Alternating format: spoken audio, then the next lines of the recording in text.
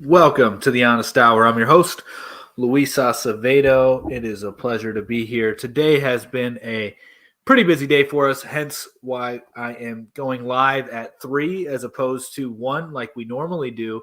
So, apologize for the delay, but we have to get a new car. Our Subaru is no longer in commission, so we have to get a new car. That's where I was at, focusing on that. So hopefully we'll be getting something new today because we kind of need it. Um, all my work requires me to be gone, to be gone, to be out of the house. So yeah, I got to be handling that a little bit later.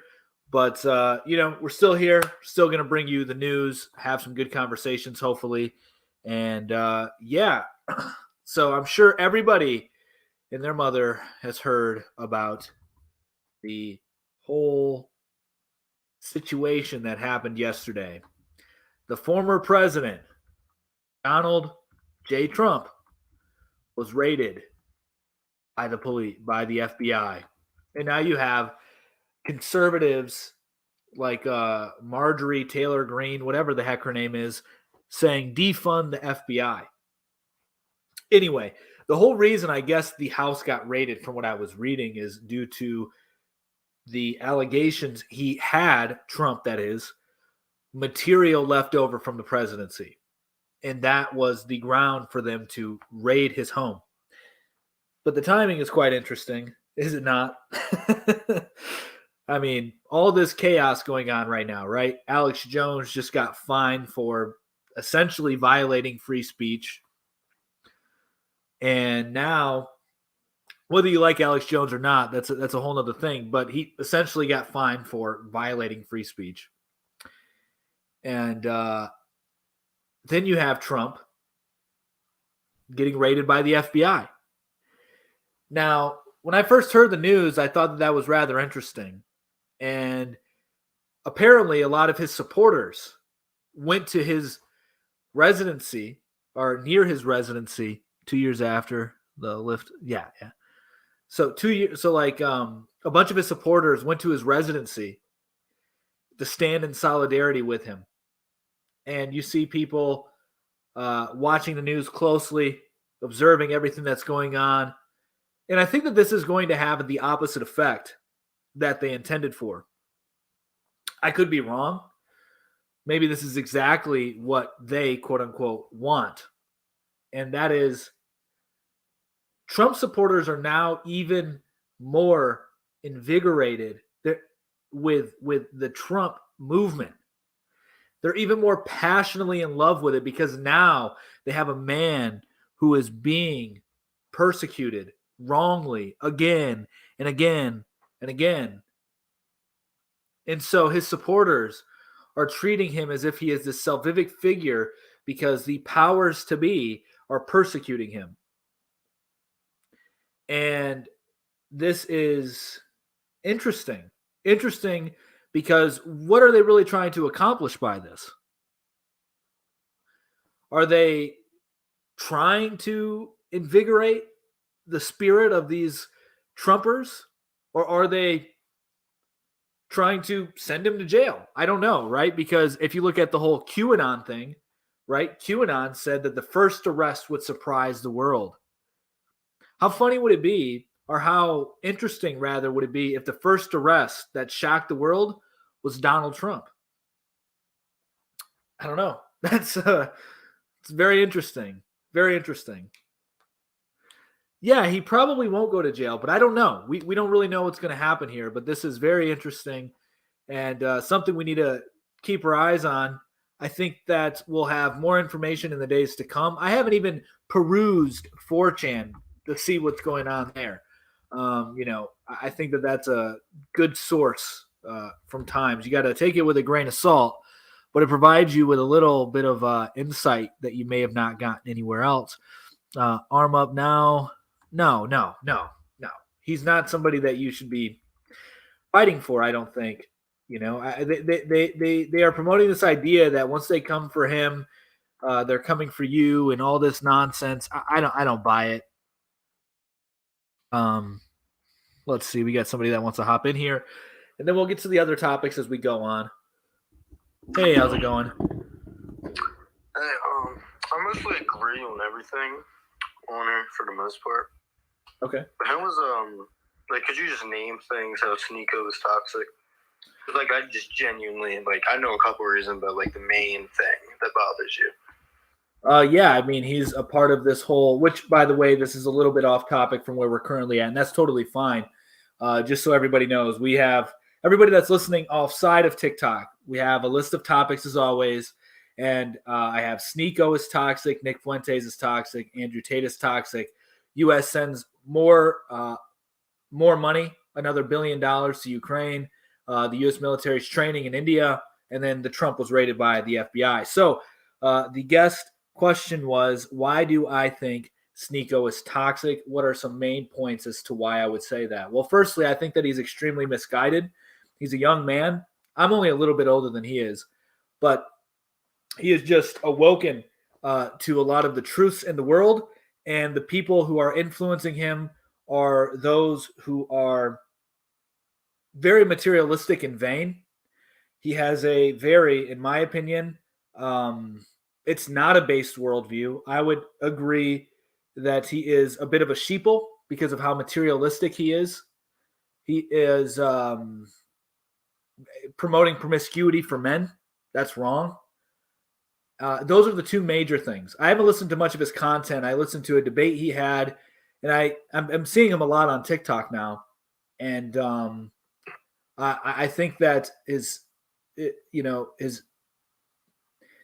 behavior towards promiscuity for men is not good. It's very toxic. It destroys women. His idea that he wants to be very rich and to start these businesses, not necessarily bad, but it's coming from a very vain place. And I would also say that he has the same belief system as Andrew Tate when it comes to God. He said that he believes that God is an idea and he believes in the idea of God, which means that you can make God be whatever you want God to be. And in my opinion, that's very satanic, and it is part of this toxic masculinity, if you will. I know that word triggers a lot of people, and I'm typically against it. Uh, but I think that we are seeing something very toxic about this new red pill manosphere wave that's coming out. Personally, I think the main points Sneeko and Andrew Tate make, they're the main people like I've just seen over TikTok or seen on Twitter or I've watched their streams. I feel like they make points about women that you can make the same exact point about men. I forget which one it was. It might have been out of context. I don't know, but I think it was Andrew that said basically women overreact and is oversensitive. I mean, you could definitely say the same thing about certain people that are the other gender. I mean, I just don't understand when people use statistics because statistics don't really matter because there's always going to be that couple people that are different from those statistics. So I don't understand why we bring those up, and I just don't understand it. Well, I mean, it makes sense why we would, because you're going to get an aggregate of all the different types of behaviors, and then you can say what's going to most likely happen. Yes, there are exceptions, but exceptions don't disprove the rule. And you're talking about exceptions. I do agree with Sneeko, Andrew Tate about the behaviors of women typically. I'm very traditional in my worldview. I find that there are specific gender roles between the man and the woman.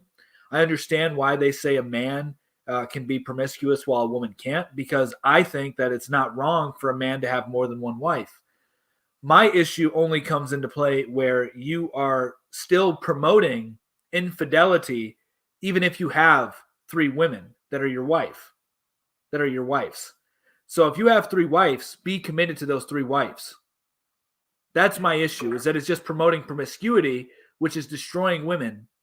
And then yeah, so that's my main issue with Sneeko from what I've heard, and also Andrew Tate. I feel like there's like one thing you would agree with me like about Andrew Tate. I just like the main thing I can like genuinely respect and I can like genuinely say that I can just respect it is that how far low he's come from to how high he is now. At one point, he could barely afford dinner for a night, let alone now. I like that way where he started, and then where he's now for all that hard work. Like, that's the one thing I can genuinely say I respect about the guy. I can name several things that I genuinely respect about the guy.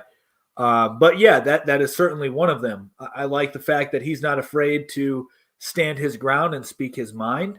I think that he is mostly on when he's talking about traditional gender roles.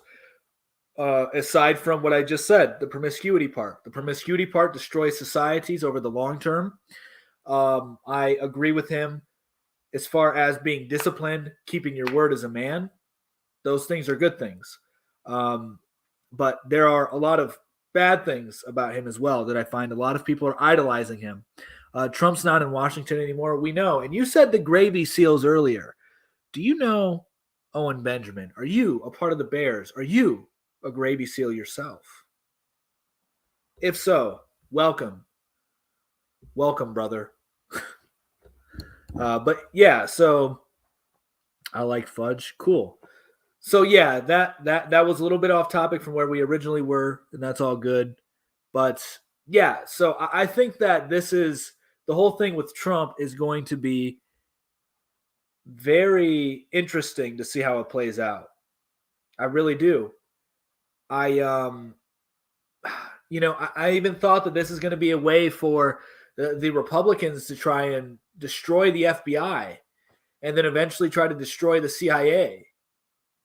And I don't know that those are good things. Andrew Tate is my daddy. Nice. America's number one. Debatable.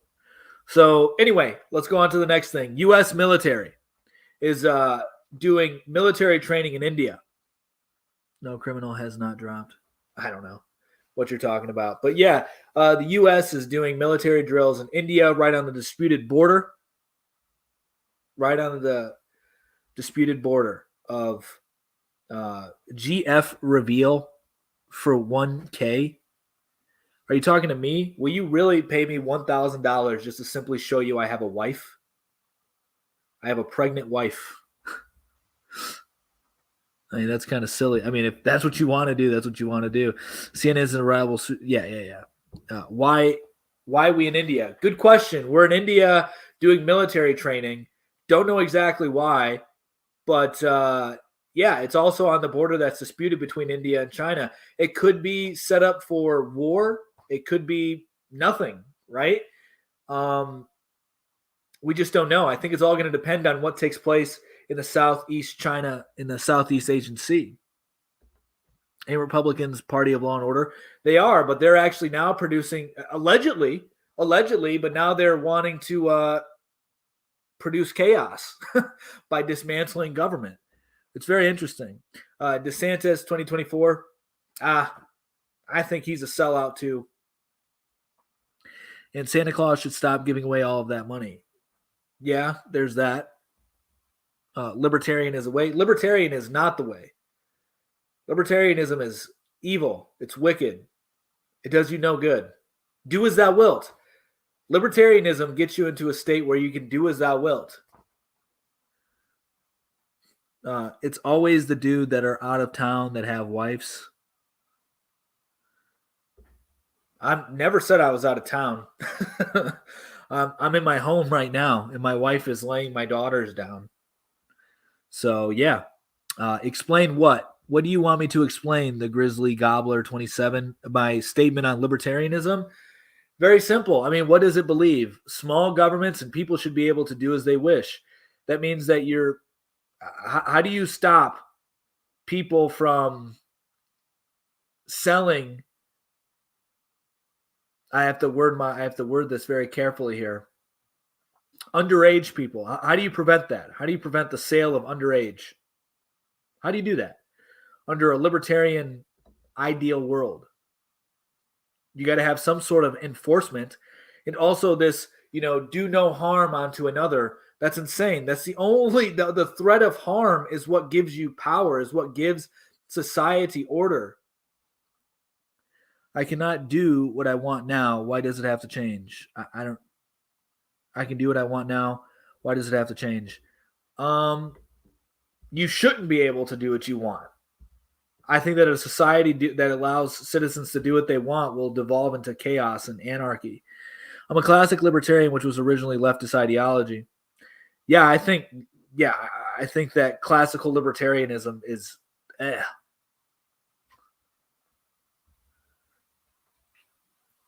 more another. You mean more another? I don't know what you're talking about.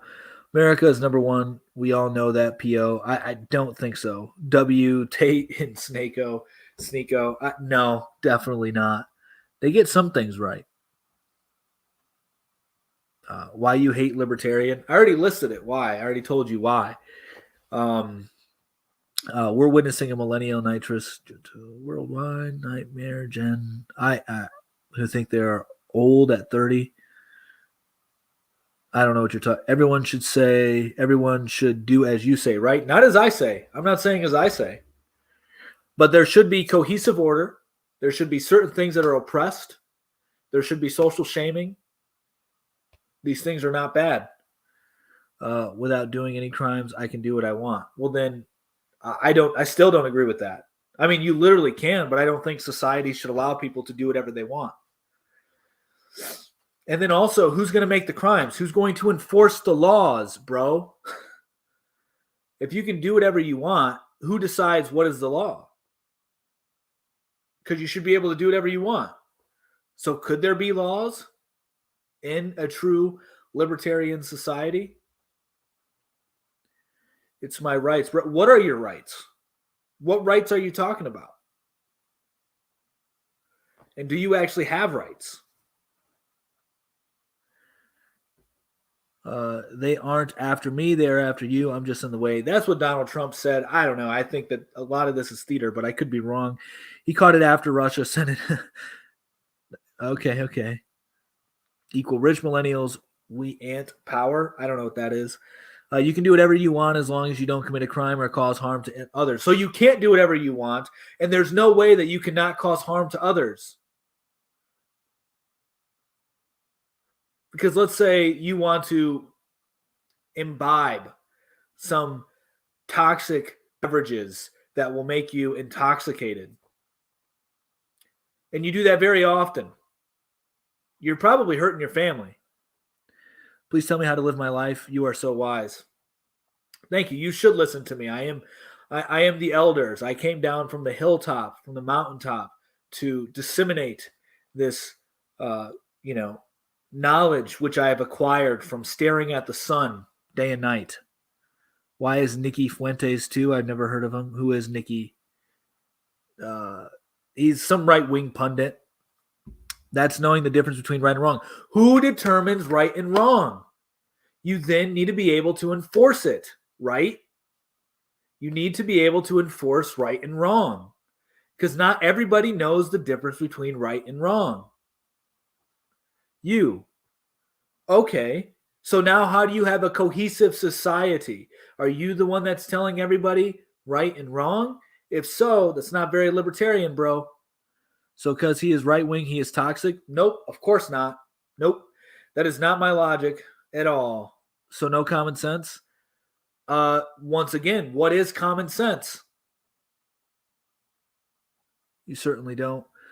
Nope, let the people decide. Anarchy. Exactly, anarchy.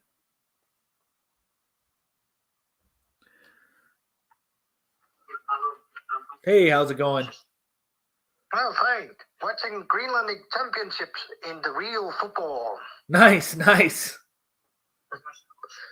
Our local team is playing another team from another town. Oh, right on. Sounds like a good time. Yeah, it's quite exciting. Our team has been very good, one of the best in Greenland for a long time. Right on, man. So what do you think about the FBI raiding Trump? Yeah, well, first off, there was no reason to do it from what we actually see. There were allegations that he had material from his presidency left over, but news broke earlier today that they found nothing. So it's probably political theater, and I don't know who it's really helping, right? I mean, all you're doing is... I think it's helping everybody. So you think that it's good for an innocent man to be raided by the FBI? Innocent at all. But there's no evidence that he's done don't anything wrong. So I don't know what things are like in Greenland, but in the United States, I don't think so. the way things work in the United States, I don't know how things work in Greenland, but you are innocent until proven guilty. That's the way it works here. Oh, yeah. So Yeah, then, so Trump is innocent as of right now because nobody has proven him guilty of anything. yeah, that's because you're in your system. Even if you know he's done something wrong, you have to prove it. Yeah, so why haven't they been able to prove what he's doing wrong? Because he's hiding and buying people off. So you're a big conspiracy theorist then? No, I just see it as logical. Well, it's a conspiracy. What you're talking about, that's a conspiracy theory. So you're a conspiracy It could theorist. be. I just don't trust Trump at all and his supporters. Well, that's good that you don't trust him. I mean, because it's really irrelevant if you trust him actually, because you don't even live here, right? Yeah, but everything in America also has consequences around the world, including in our country. Maybe. I mean, I'm pretty sure your life hasn't changed very much. Well, I feel safer with Biden. Yeah, but I'm saying your life, like not your emotions, but your life. Your life, your day-to-day life. How much has your day-to-day life changed between Trump being in president and Biden being in president? Like, yeah, it's as far as like the taxes you pay, the jobs you do, the way you and your family interact, the real shit. How has your life changed? nothing. Exactly. There will be a risk. There will be always a risk for someone who's, how do you say it, ignorant enough to deal with another country like Trump tried to buy Greenland. Yeah, but he did it. And your life hasn't been affected by Donald Trump at all. Yeah, that's because we stopped them. I know in Greenland is not for sale, and in Greenland we have a law: the land is not for sale. The land is for everyone to use, and the land. Even I cannot buy land in Greenland. So you can't own property in Greenland? No. So you all rent? No, we don't pay.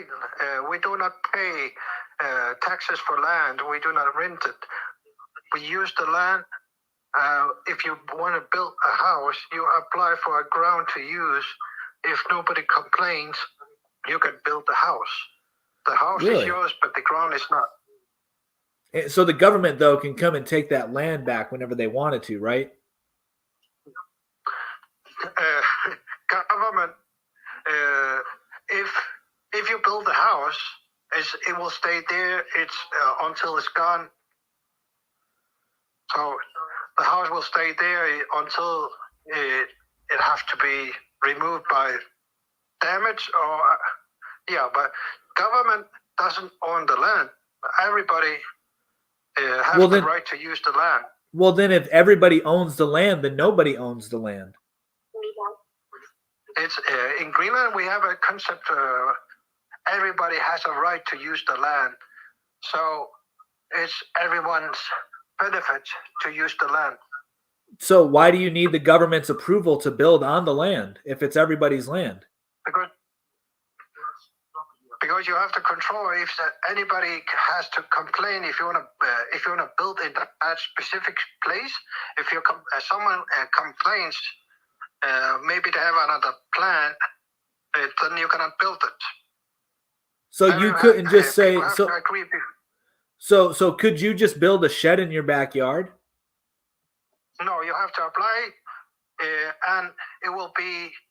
If you want to build a shed outside your house and you apply for the municipality, if my neighbors do not complain that I want to build something, then I can build it. So you have to go through the government to get approval just so nobody complains. Yeah. So the government basically controls the land. They're the mediator for the land. Yeah, but nobody really complains here. Yeah, that's fine. I'm just trying to understand. Okay. Cool. So what if you wanted to build a fence in your backyard? What? What if you wanted to build like a no, fence, like a privacy fence? Then you apply for it. But outside of your house, 3 meters around the house, it's your responsibility to keep it clean. And outside 3 meters is everybody's. And is there a cost to apply? No. Oh, so it's free to apply. Okay. Okay, cool. And you said there's no property taxes. No property taxes. Nobody owns property. That's good. I like the no property taxes. I think property taxes are immoral. But okay, that's interesting. Very interesting. So hey man, our team just scored a goal. Yes. So was there any other topic you want to talk about? Because there's somebody else that wants to join. No. Okay. No, I'll go off here. I'm watching football. Okay, man. You have fun. And I mean the real football, the one you play with your feet. Right. Yeah, man. So have fun. Hopefully your team wins. Yeah, thank you. Yep. All right. Got somebody else that wants to join in. Oh, I guess he doesn't. Oh, there he is. Okay, cool. Hey, what's going on? Hey, can you hear me? No.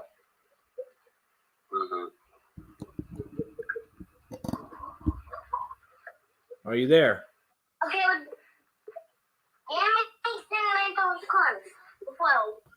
All right. So still celebrating the raid. That's pretty nasty. Please tell me more about military in India. They're doing drills there. They're practicing right on the border that's been disputed between India and China for quite some time.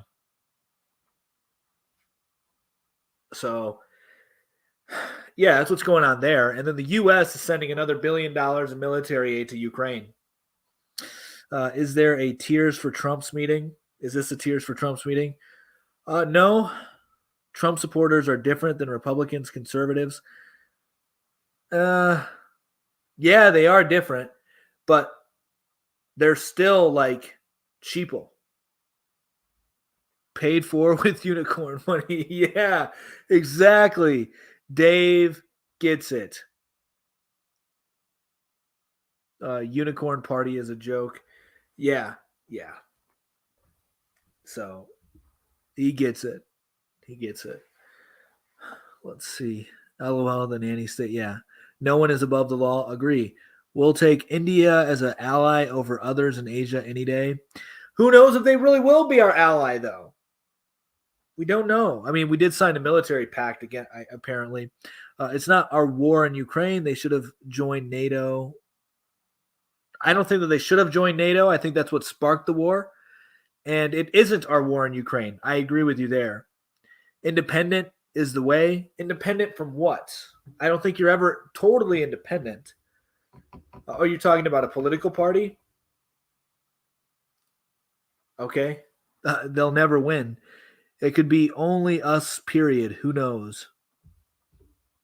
More money. Yeah, probably. Russia should have joined NATO. Right. India has the most engineers in the world. Yeah, India, they get it. So does China. But we'll see. We'll see what happens. I think that India will become a powerhouse in the near future. We know why NATO was created. Global domination. That's why it was created, for global domination. So, yeah, I think that it's going to be very interesting what happens because of the raid. What are the implications of that? Well, they're now, I mean, Roger Stone, some other guy that was a political advisor for Trump. Now Trump. Yeah, it's very interesting. It's very interesting. We'll see what happens. But I think that I don't think it's good. I think it's mostly theater. I really do. Ukrainian people, Ukrainian prime ministers beholden to oligarchs read his back. Yeah, 100%. Trump's raid is Democrats showing despotism and authoritarianism. Probably, but I think it's the staff. I think it's more than just Democrats. I could be wrong. In India's what? Land. They're in India's land. Yeah, I know. I have a lot of spelling errors up there. Forgive me. Let EU take care of Ukraine. Yeah. It was to make Biden look tough. Maybe, but it's going to backfire if that was the only reason, because his supporters are even more hyped than ever. Trump's First Step Act released more criminals than any president, and he also pardoned people. Yeah, and he didn't pardon his own people that supported him. And he didn't pardon himself. So I don't think it's ever going to end for Trump. So the FBI is all Democrats. Nobody's saying that. You may be talking to somebody in the chat. I'm not saying all of the FBI is corrupt. Not my point at all. I think the FBI should be intact. I think there are corrupt people in the FBI. And I think there are corrupt people in the government in total and overall. So things like this can't happen because of moral corruption. Thoughts on Nancy Pelosi going to Taiwan? Why? Why did she even go there? It makes no sense. Thoughts on I don't think she's going to jail. I think it would be really interesting. So QAnon, I'm not a QAnon guy at all. I think that QAnon is dumb. But it's very interesting that QAnon said the first arrest will shock the world. Everybody thought it would be one of the Clintons. But what if it's Trump?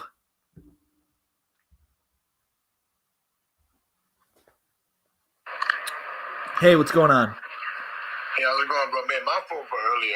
That's I good. was playing my son. It's all good, man. It's all good. So what's up? What do you want to talk about? Can you hear me? Yeah, I want to pick a topic to talk about. What's up with you and this Andrew Tate dude? What about it? I'm sorry. Yeah, like you think like you're saying like he's toxic or something? Like Yeah. I think he's a bad influence on men. Do you like him? Why do you think that? Yeah. So first off, I'm just like oh, I'm sorry, you can go. no, go ahead. Go ahead. I asked you the question, so you can go ahead and answer it. Okay, well, honestly, it's like it's entertainment, bro. Mm-hmm. You know, so it's like people that are entertainers know how to try to entertain. Yep. Because it's you always got to put on, you know, your show face. So I don't take anything personal from anybody that's trying to entertain me. You know what I'm saying? Now, if it was like somebody that was trying to inform me and trying to be like trying to lead me in the right direction type. But in reality, he's just giving people what they want to hear, people's topics to argue about. It could So be I that. don't really care. It could be that. It could be that he's just a brilliant marketer and he's pumping up his Hustlers University and then the War Room, which I have no problem against. I don't even think he's a scammer. I think he's a very intelligent businessman, a good marketer. But I would disagree that he's not doing this solely for entertainment. He has numerous times stated that he has, quote unquote, come back into the Matrix to wake people up and help them out of the Matrix. So he is coming as a savior figure for men, is what he's trying to portray. And the issue I have with him is this. There's four main things that I disagree with him on, and I think that are extremely toxic with Andrew Tate. Firstly, he is promoting promiscuity. And promiscuity is damaging the woman just as much as it's damaging the man. And in order for you to be a quote-unquote player, you need the women in which he demonizes in his podcast.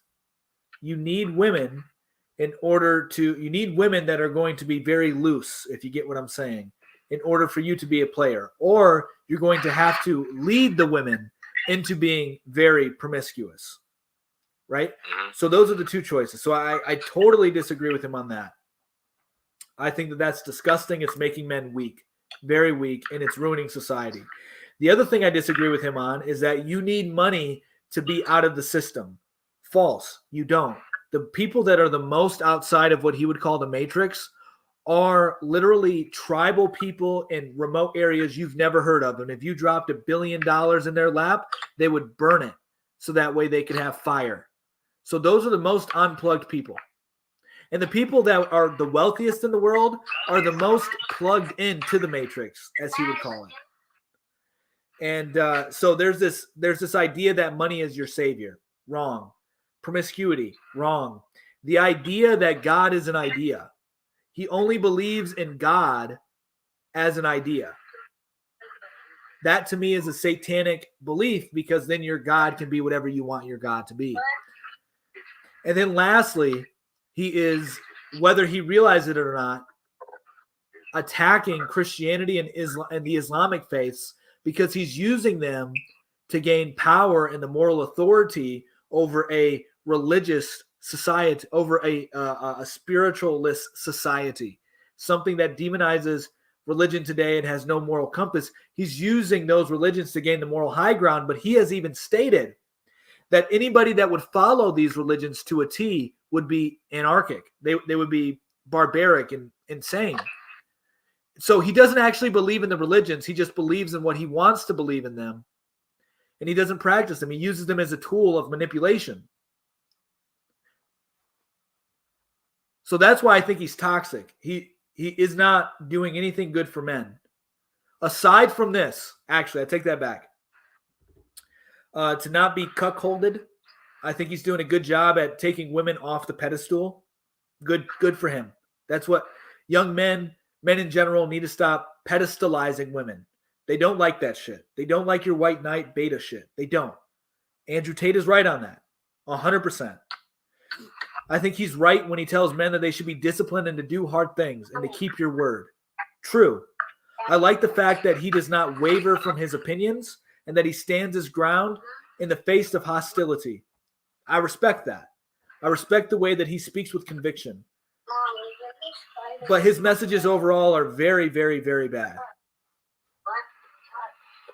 I mean, I hear what you're saying. I mean, for the most part, what he did was like it's like targeting, like target your audience. You know, when you target your audience, you're gonna get people who want to hear that stuff.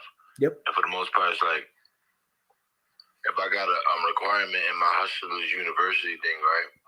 And one of the requirements is or teaching you a way how to get money is to post me and post reels of me and clips of me and stuff like that over and over.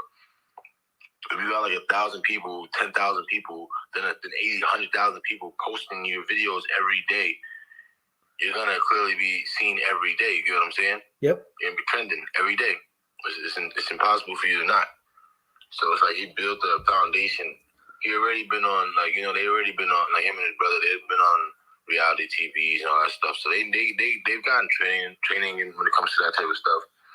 For the most part, like his dad is CIA, right?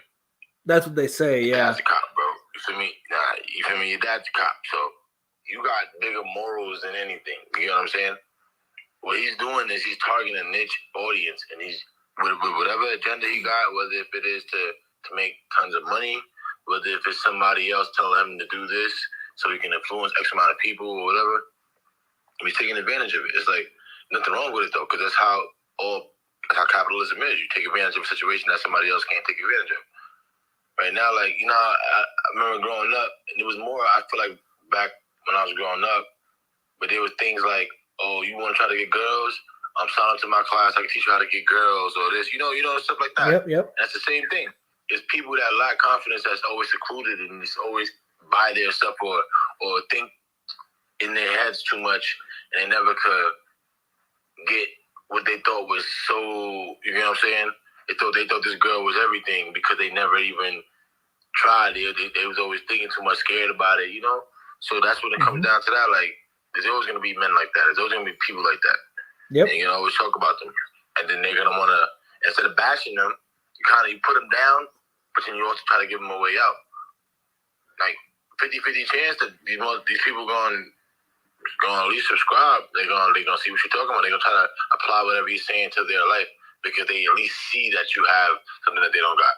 Like in my eyes, personally, he's corny shit, but it's entertainment though. You know what I'm saying? So I can watch it.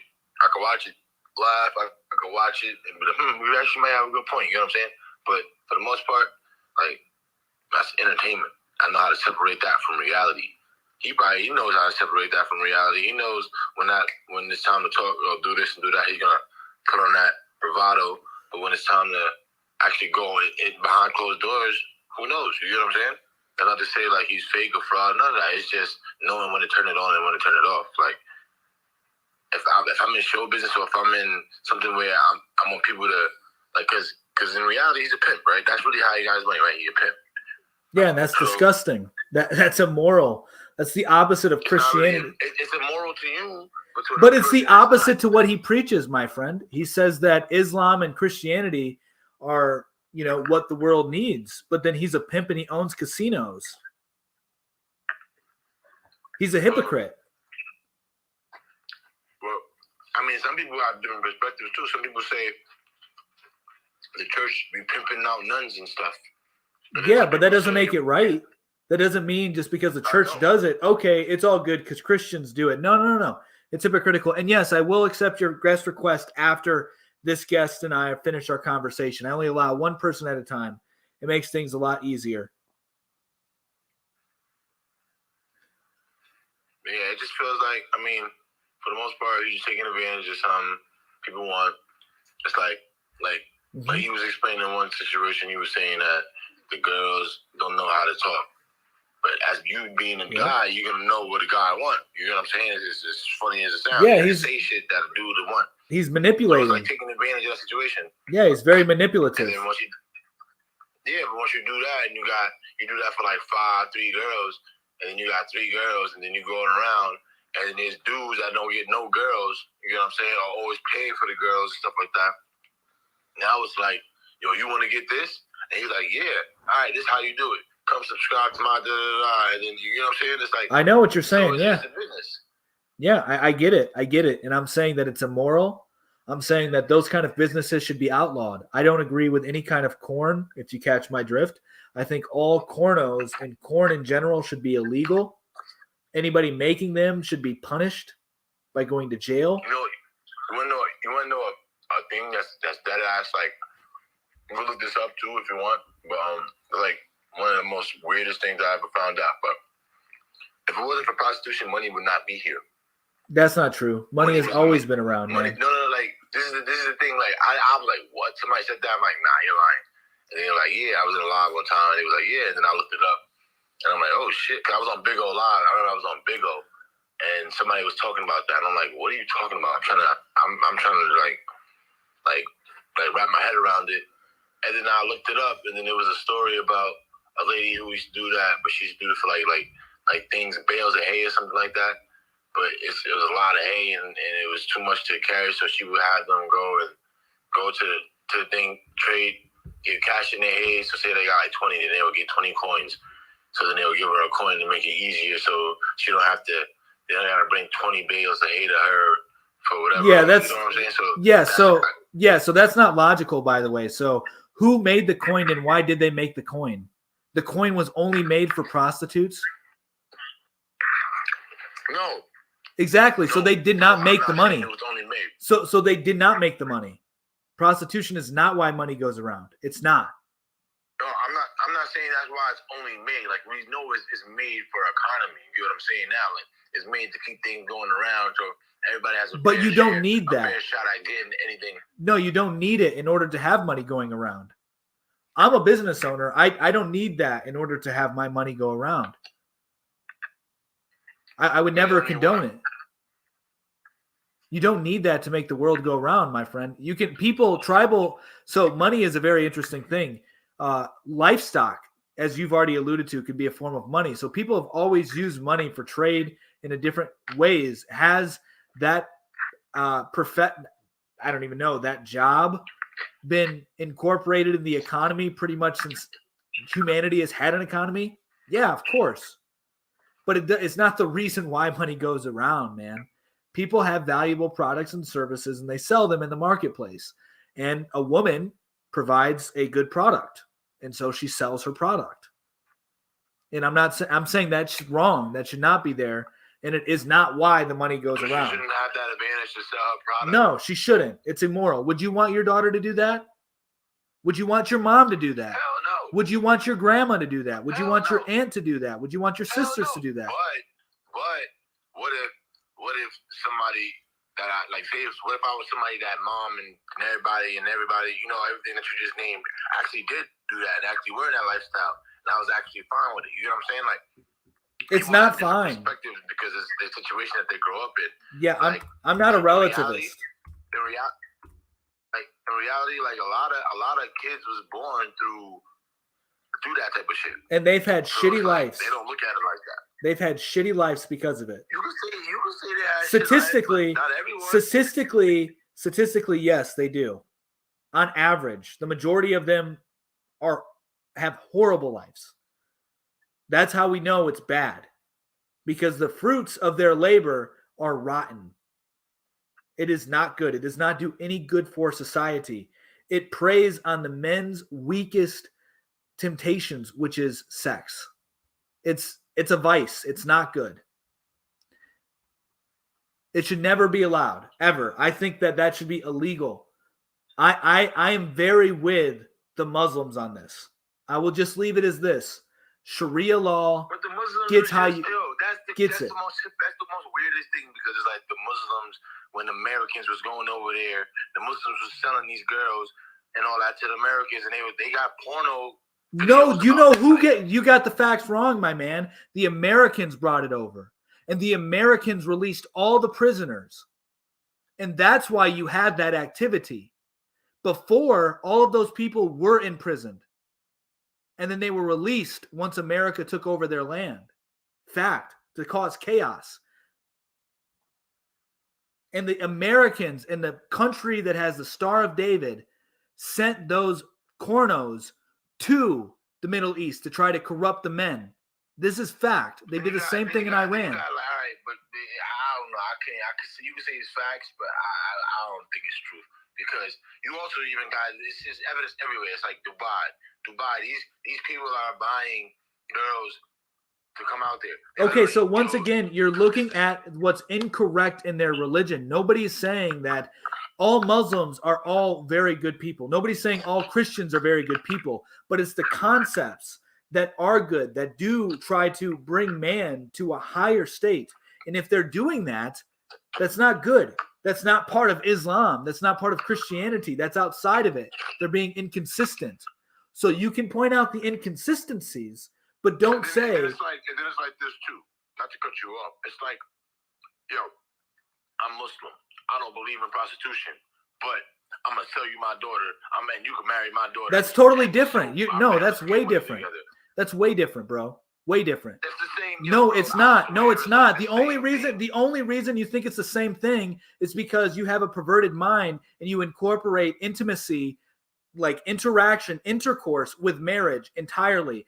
Those cultures do not view marriage as solely that. Those cultures view marriage as it should be, a joining of families. It means my daughters, me, my family that has birthed this daughter, we're joining another family. We're coming together. Now we're sharing resources. And hopefully one day these two will bring us more children. And then guess what? These children will continue both family bloodlines. And then they get the resources as well. It's so much more. It's so much more holistic than you saying, oh, they're just selling their daughters for pleasure. They're not doing that. That is insane. I understand exactly everything you just said right there. You see how you said it though? But I'm not gonna like try to put you down and try to make a point. So I'm just seeing it like bro, everybody don't got land. Everybody don't got this. Everybody don't got that. And there's people that are the poorest of the poorest of Muslims, and they're trading their daughter with another poor Muslim, and it's like that happens. It's like you can't tell me. Yeah, I know, I know, but that is not the same thing. That is not the same thing as prostitution. Those are way different No, things. it's not. It's not the same thing. I'm not saying it's the same thing. You just but made an it's analogy. relatively. I mean, I actually no. I am saying it's the same thing. I'm saying it's the same thing. It's not. But it's just two different sides of it. It's like north and south. No. A north is part No. of a magnet and a south No. part of a magnet. They're both similar, but they're opposites. But it's the same thing though. It's like No. It's like, yo, bro, if you was to sell, all right, so look, boom, how much you said, would you trade your daughter to another guy, whether if he's 30, 40, 12, however old he is, for you to join his family and y'all could make money together? That's crazy. That's like, yo, bro, that's even worse. That's like, No, yo, bro, it's you're not. doing So your first daughter off, and you she's still herself. so let me restate. Let me say it in a different way. Marriage is a joining of families. That's a holistic approach to marriage.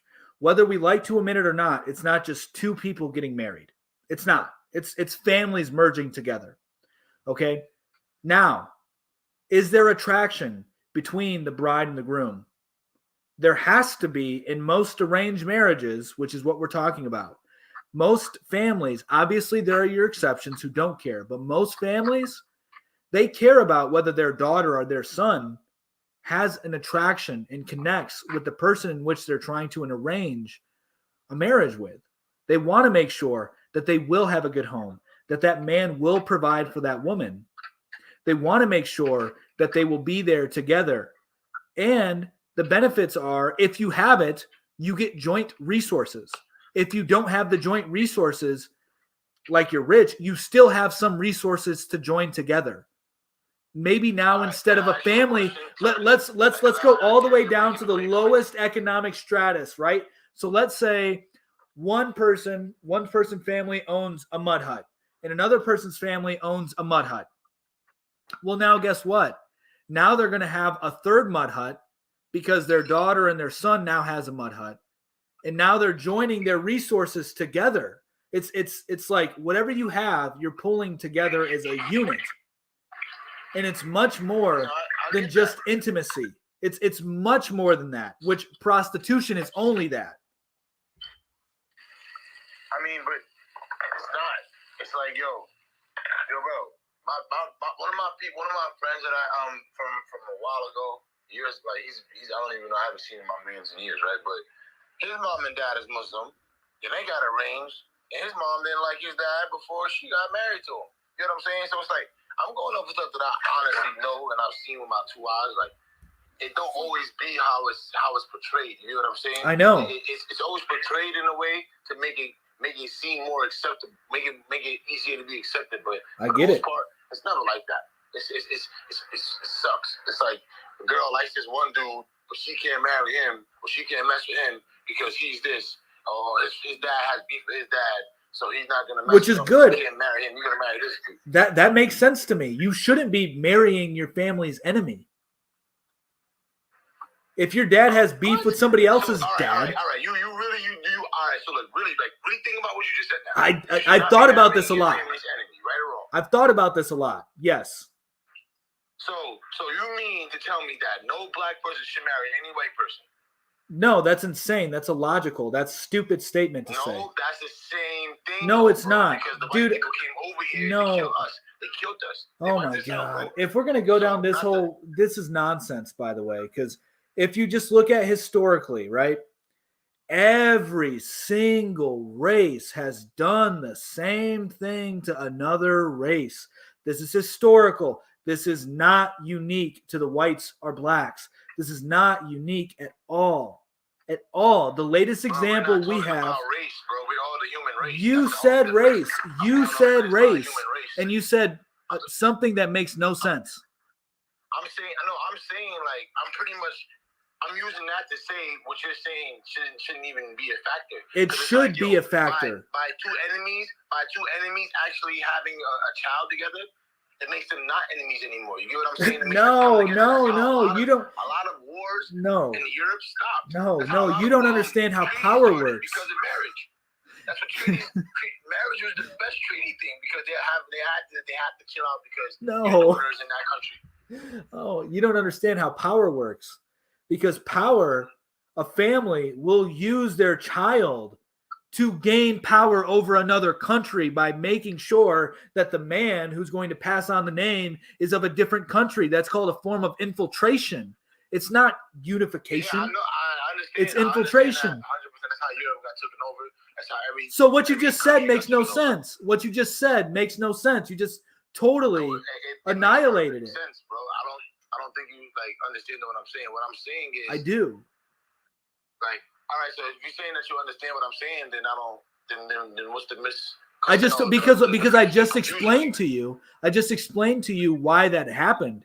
It's more so infiltration than it is the unification. And you just said, yeah, that's how a lot of Europe was taken over. So like, my whole thing is not even like because I don't want to get caught on that black and white stuff because that shit is a straight argument. It's I hate low that, IQ. bro. It's But low my IQ whole stuff. thing was to say that pretty much is like, yo, if like I get it, like I wouldn't want my daughter to mess with somebody that I got problems with that probably shot me or some stupid stuff like that. Exactly. You know what I'm saying? I get that, but at the same time, that would be the thing to stop us from trying to kill each other, though. Maybe not. Maybe not.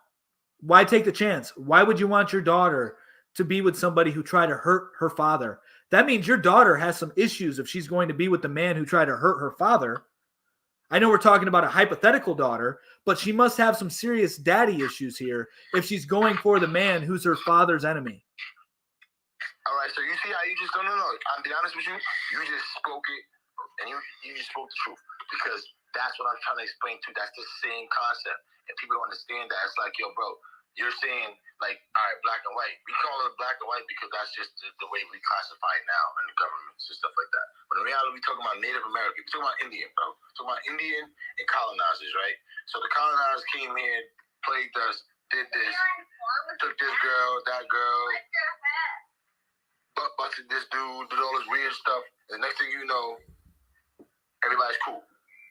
No, they're not, man. We have more. We don't got our They're elders, not. though. We don't got our dads. We don't got our forefathers. So we don't got no guidance. No. So we are like Nobody's we got cool. daddy issues. You don't understand what happened in history then if you're saying that, because what happened was, if the mainstream narrative is accurate, well then the whole Native American culture was wiped out, bro, by what you're saying. They did not unify. Where are the Native Americans? Where are they? They're on reservations. Bro, I'm right here, bro. You see like that's the thing, they're bro. on reservations, I'm literally telling bro. you this, and I got genealogical proof. I got literally blood. I got the right of blood. Like this is about blood, bro. You can laugh at me all you want. But No, I'm laughing because like bro, you get what I'm saying? no. So you're not understanding what I'm saying is that your land got taken from you because the enemy came and took your land. All right, so that's what I'm trying to say. And that's what I'm saying, that why would you be in bed with the enemy?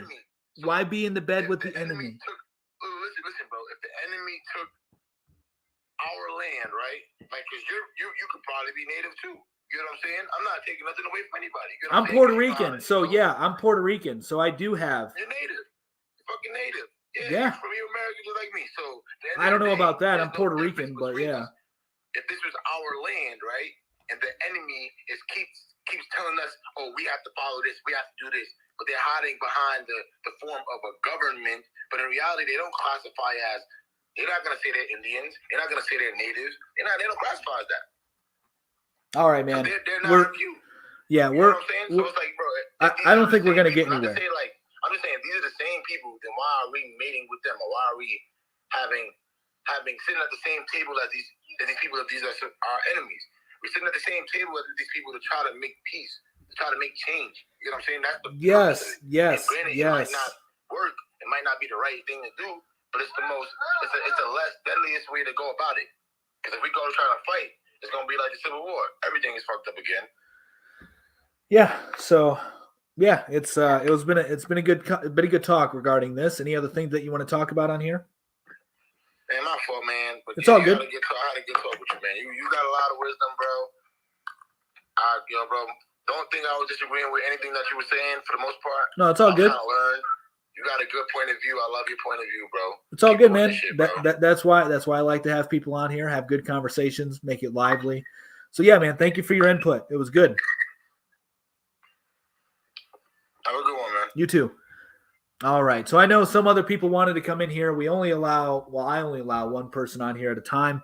Makes things a lot easier. You can be friends with your enemy. Well, then they're not your enemy. By definition, they're not your enemy. And no, that's not what I'm saying, that the natives, because we don't even know the real history behind it. The history behind it's so convoluted. My whole point was, if your father has an issue with another man and you want to go marry that other man, I think that that's bad. That's not good. And then also, if your father has an issue with that other man's father, you should stay away from it. I'm a schizophrenic person who imagined and wrote. That's what some people think. Hi. Thoughts on Marine 4? I don't know what that is. Let's see.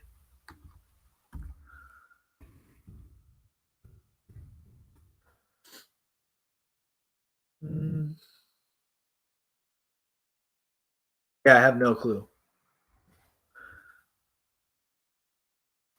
Yeah, but just because you form a treaty doesn't mean that they're your friends, and treaties can be broken.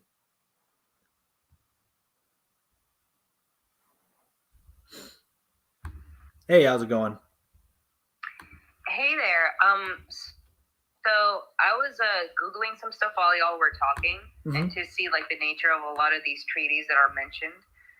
And it seems like a lot of them did lead to a great deal of unification.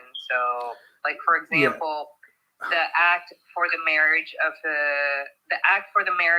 Queen Mary to Philip of Spain, Queen Mary's Marriage Act. This, I believe, this was in April of 1554. Basically, it helped unite, all of England. Yeah. So my point was obviously missed, and maybe it's my fault. There was a great deal of peace and time after that. So I don't know. Yeah. So my point was obviously missed, and it's my fault because I probably didn't explain it well enough. Those treaties could be a form of infiltration by the other country coming in there and saying, guess what? I have my own conspiracy. This happened all the time where the king of another country is like, I'm going to give my son to this daughter and then we can unite lands. Yes, that happens, of course. These things happen, but that doesn't mean that they were enemies to begin with, all right? There's a lot of false assumptions you're making by bringing this up. First off, hang on. Let me finish. So the one false assumption is all treaties are done by enemies. That's the first false assumption. So firstly, it could be that those two nations weren't enemies and they wanted to acquire more land together and form a stronger army and cooperation just in case another military came into being. Now, in some instances, which was my main point, is that those treaties, if they are by what would be enemies, you should be skeptical of that simply because the one side, one family, could be using their child, predominantly their son, as the infiltrator to then corrupt out the bloodline and take over the last name. So, while yes, it can lead to unification, this is true. It could also cause more division and then erode other cultures. So, the whole idea that we're talking about right now is built on the false assumption that all treaties were formed by enemies. Because my point was this, and this is how we got on that topic. You should not, if your father has beef with another man, you should not marry that man. If your father has beef with the man's father, you probably shouldn't marry that man because you should respect your father enough to not sow division within the family. I understand that, but you've only stated hypotheticals, and I'm bringing up cases here where. And I'm telling you, so the only way that you can actually. You gotta let me finish. Well, hang on. No. The only way that you can actually back up what you're saying is do an in-depth historical analysis of the relationship between the two families on every case, and then find out what the majority was. Was it unified? Were they allies beforehand? Because allies form treaties all the time. Okay, listen. I'm literally looking at it right in front of me. Okay, I'm going to give you two examples. Okay, Spain and England were at war during this time, right?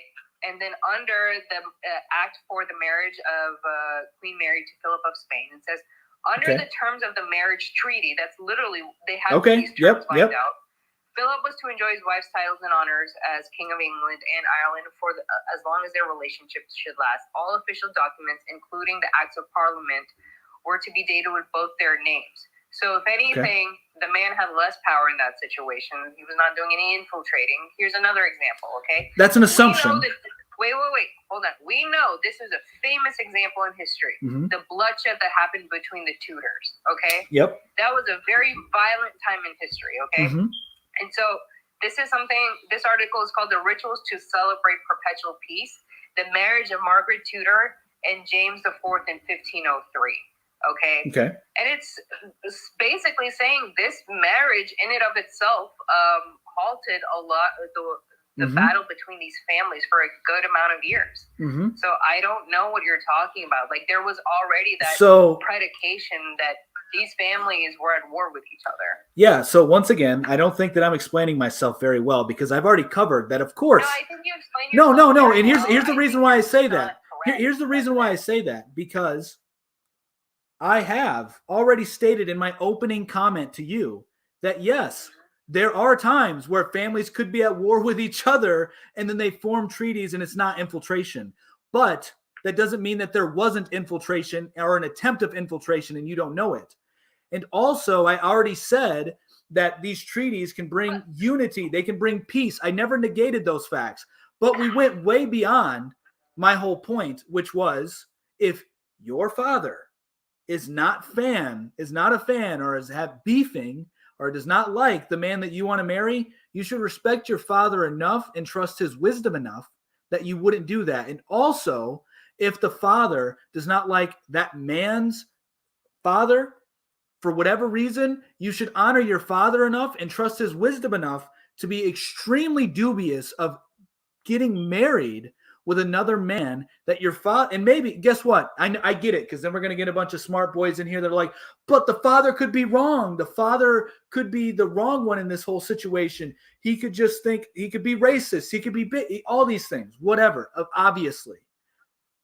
But my point is, you should not. It's a good rule of thumb to not get in the bed with the enemy. It's a good rule of thumb. Does it work on times? Of course. We can pull historical events just like you did. Very well. Thank you for doing that, by the way, because it's good to have those anecdotes at hand. I'm being serious when I say that. I mean, there's countless examples I give you too. I know, but what I'm saying is I can provide you countless examples of those treaties being infiltrations, being attempt of infiltrations. That's what I'm saying, that we can go back and forth, right? And which is why I said also in the beginning that we would have to do an in-depth historical analysis to see what happens more. Are there, first off, more allies forming treaties and then unifying lands, expanding? Are there more enemies doing treaties? And then if they are more enemies doing treaties, what percentage of them were failed coups? What percentage of them were failed infiltrations? What percentage of them were genuine and not infiltrated at all? So I get it. We can pick these little examples and we can pick numerous of them, but it would take too long for either of us to see. This is what historians do. No, wait, hold on. I don't think you're understanding my position here, okay? Because initially what you said, this is what you said initially. You did not say that there were never, your position was those treaties always meant infiltration. No, I did not. And if I said that, then that was misspoken. I corrected you. I said, I would wager that that's not even half of the time the case, okay? So if I said always, I misspoken. More commonly than you think is what my case was. Yeah, so that was not your original statement. So I've been here for a while and I was listening. Yeah, so I have this unrecorded. I can go back and listen to myself, and if I said that, cool. I'll take the L because I have. I only came here to correct you. I'm not trying to no, and guess what? To be condescending or anything like that. No, and I have no issue with that. And my whole point is this: now, like that's my exact position. That's always been my position. Exactly what I've described as. If I said always, I may have been in the moment. It happens. Not a big deal. Okay.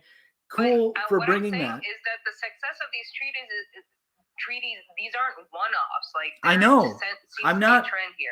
I know. I'm not saying. Okay. We don't disagree. So, we don't disagree on what you're saying. All I'm saying is that. I wouldn't. Okay. Also, there's another thing I'd like to say, is that comparing marriage in the past makes no sense to compare marriage today. Yeah, it does. Marriage in the past was largely seen as transactional.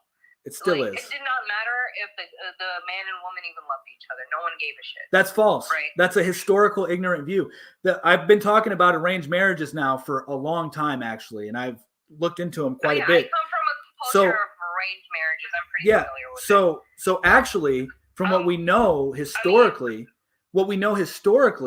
is that the man, the potential bride and the potential groom actually did have a say in most instances if there was attraction there. Now, and I also addressed this earlier as well, maybe you didn't catch that, but I addressed this earlier, that of course there are going to be your families that didn't care. Of course that happens. And I'm not saying what happens more, but what I'm saying is, I don't know, dude. I would say for majority of human history, like, marriages were seen as an economic transaction. It was not seen as something of love and romance. Because that's a new thing. Very recent in history, and I would wager that majority of the cases is like, but neither the son nor the daughter's feelings were all that important. I don't know. It's a bit of a stretch what you're saying. So what I'm saying is this. What I'm saying is this, that love is not the primary thing for marriage. It's not. It shouldn't be. Because love is fickle. Love fades. Love ebbs and flows throughout a long relationship. Ask anybody who's been in a long relationship. It ebbs and flows. It can strengthen over time as well because of those. Are you in a relationship? I am. I've been married for almost a decade. So do you love her? I do love her. And that you're missing my point, though.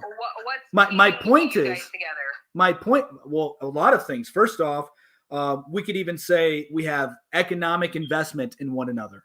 My wife is counting on me to be this breadwinner, right? My wife and I partnered together before, a long time to make money together. Now we partner together and these are a whole host of things. But, we have children. We have 3 children. So now we're building a home for our children.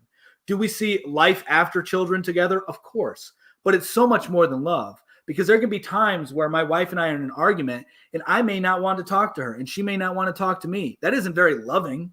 That isn't a moment of love. That's a moment of anger and disdain, but you can still have that. But that's why I'm saying love is fickle, because it's not consistent. But I don't know, because okay, here's the thing. I'm going to give you a bit of my background, okay? Because I think you think I'm just like some rando off the internet. No, I don't know you. I have no opinion on you. Huh? I have no opinion on you. I don't know you. I have no opinion. Which is fine. But like so I try to approach things as objectively as possible. Mm-hmm.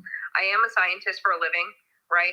So making abstract measurements about love and stuff like that, this is like that conversation is not valuable to me because you can't measure it and it's subjective to your opinion, right? So it's not valuable. But what, at the very least, I could say is that all of that is predicated on a reason that is not tangible, right? So, for example, if you go back in history of what a lot of these marriages were writing on, they were for economic, tangible reasons, right? They didn't involve love like they do today. So, I'll give you another example. When we talk about marriage rates in the United States, particularly, there's no institution that's forcing people to marry each other. There's no cultural apparatus in places. For example, like if you were to compare this to, I don't know, say Pakistan, where arranged marriages are very common and people have little to no say in who they get to marry, right? So you compare that to the United States, and I say this, that a low divorce rate is very concerning and a high divorce rate is very concerning, okay? Because a low divorce rate indicates, usually with a really strong P score, that there's domestic violence occurring and someone is not able to leave by choice, right?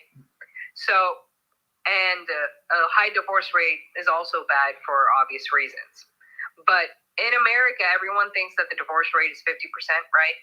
It's actually 35%. That 50% is a myth. You'll see it all over the internet, but it's just something that's been popularized. It's not true. Mm-hmm. And of that 35%, 80% of those divorces are second and third marriages, right? So we know that these marriages are ending off of something very loose, right? But then you have a great deal of marriages that are not ending. right? And they're all Mhm. predicated on this idea of love. No. Because you don't have that cultural apparatus in the West like you do in the East that would basically pressure people into marriages or force people into marriages that they don't want to be in, right? So I don't know. That's just some food for thought for you to think about. Well, I've thought a lot about this, and I know you do raise a good point regarding to low divorce rates. Although I would say it's much healthier for a society to have an extremely low divorce rate. Now, are there that's issues? the thing. You have to look at Are- all of the stats. You can't just look at the divorce rates. You have to contextualize things, Yes, right? which You which look is at yes, society. of course, I'll I give you- understand that. Yes. Hmm? I said, of course. I mean, I said the same thing when we were talking about the treaties. You have to aggregate everything that took place there. Yes, I get it. Yeah, I know. In my position is you can aggregate a lot of it, and I would still say that more than half of those treaties were successful. No, that's fine. That's fine. That's fine. I'm just saying that I get what you're saying, and I'm taking that in consideration with what I'm saying currently regarding the low divorce rates. Mhm. That I'm not ignorant to the other statistics. I mean, I personally, yes, I am. I don't know all the statistics about it. Of course, I'm not. Mhm. I'm not studying this every day. Mhm. But I wouldn't say that the divorce that domestic violence is higher in those. Like, we don't know that. I don't know how you would know that. You know, it's very hard to tell. And then also, So do we know the accurate domestic violence rate here in America? I don't think so. Right, we don't, right? And it's estimated that 1 in 3 women get assaulted, 1 in 4 men get assaulted, right? In terms of domestic violence and sexual violence, right? So they measure that per capita. So do you know what it means per capita? Yeah, it's like it's depending on a certain amount of people in that area. It's like 1 out of 100,000. So that's how Yeah. they equalize the estimates because different countries have different populations. Yep, so yep. to properly wage one country against another, you have to do it per capita. You can't do it per total population, right? Yes. So it's like per 100 people or per 1,000 people or something like that, right? Yes.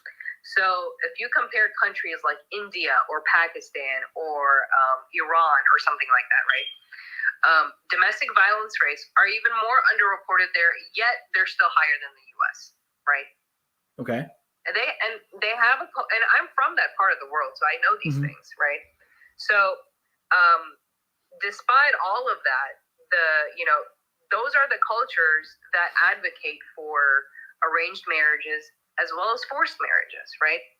Arranged marriages are a little different than forced marriages, but there is a great deal of pressure that's involved nonetheless, right? And a reduction of choice.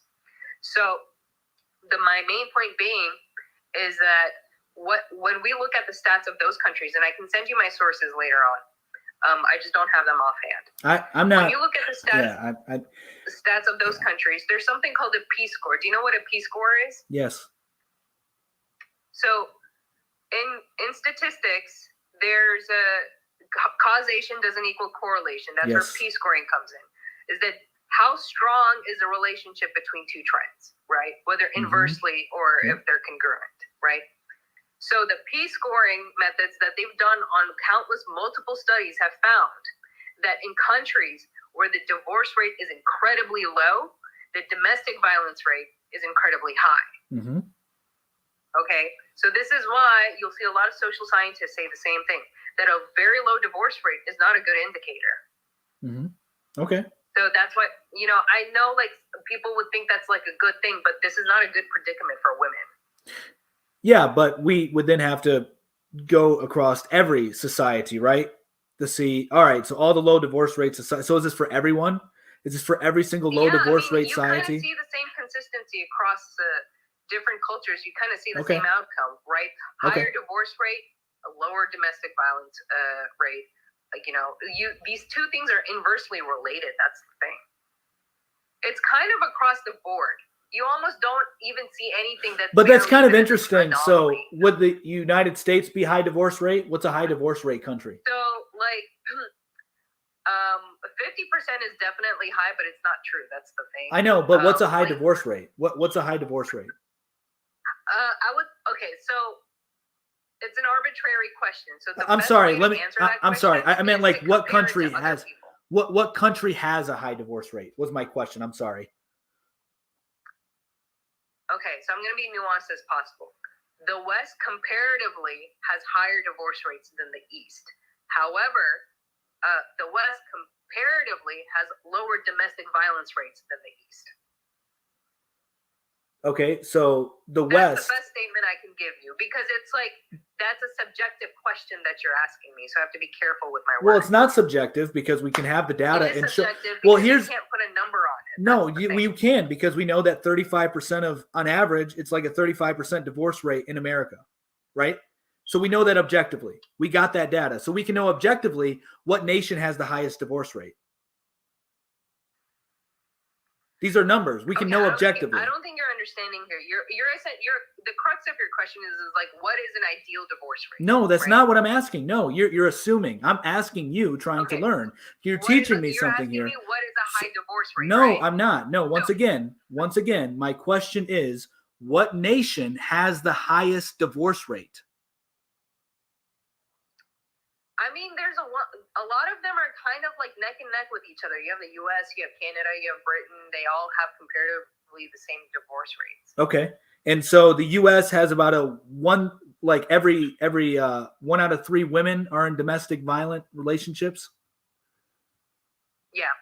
Okay, so 33% and 25%, and you said 1 out of 4 for every man, so 25%. So 33 and 25%. No. The stat is 1 out of 3 women have been assaulted. Yeah, so 33%. Partner relationship, right? Yeah.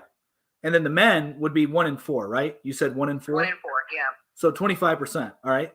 So it's still really bad then. That's still pretty high, right? Well, that's why relativity comes in. If you think this is bad, imagine how bad it is in the East. So what is the domestic, what do we know for the numbers that are registered? The numbers are astronomically high. It hits the 80s.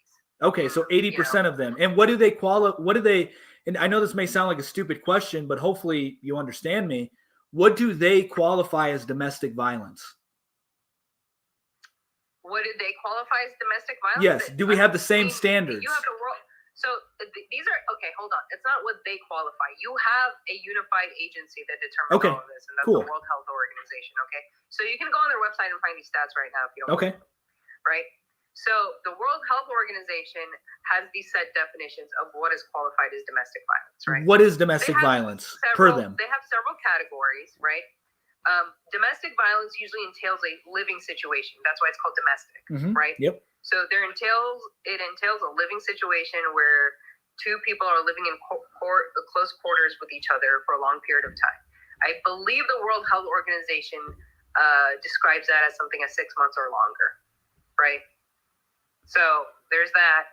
And then I don't, because the article is very long, so I don't remember everything off the top of my head, but it also entails like striking, hitting of any kind, just general abuse of which you can think And then we of, also have to ask ourselves too, right? So then we also have to ask ourselves, what is permitted in the Middle Eastern countries as far as the husband disciplining his wife? What is culturally acceptable in the Middle Eastern countries for a man to discipline his wife?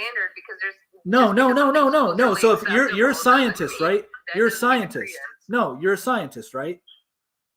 So objectively, let's just see what's their cultural standard of it. Objectively, taking our emotions out of it, it could be a bad standard, but what's their cultural acceptance? Are you suggesting? So I'll give you an example. Okay, there was a woman in Pakistan. Okay, that was sexually assaulted in front of her children. Okay, in front of her children by some. Because she was stopped at a gas station and she was assaulted with them watching the car, right? The country was split because this is why it's hard to say, this is why it's hard to answer your question, okay? The country was split because there were men saying, well, why was she out? Right? As if she's not allowed to travel with her children and go home, right? She was traveling from city to city. She was leaving her mom's house and going back to her house in the middle of the night, right? And then you had the other country, half the country saying, you can't place the blame on the woman. You should place the blame on the man. Why did they assault a woman? Right?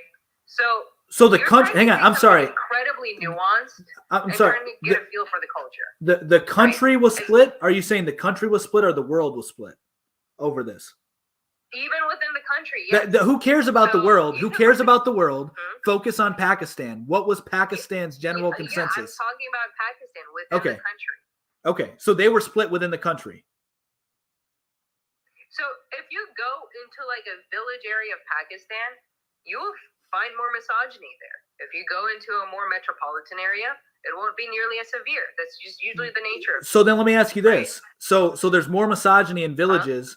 There's more misogyny in villages, less misogyny in city metropolitan areas. Where does most of the rape occur?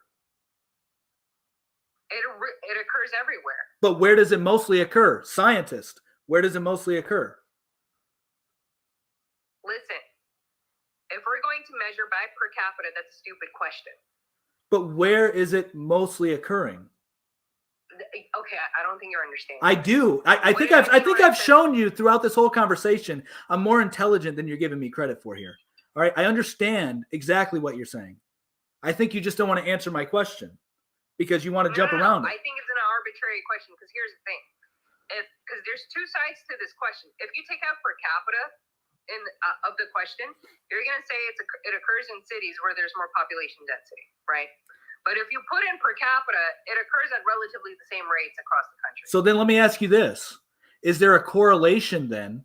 Could we say there's a correlation between high misogyny and lower SA and then less misogyny and higher SA? Listen. Can we? You're trying to measure okay, hold on.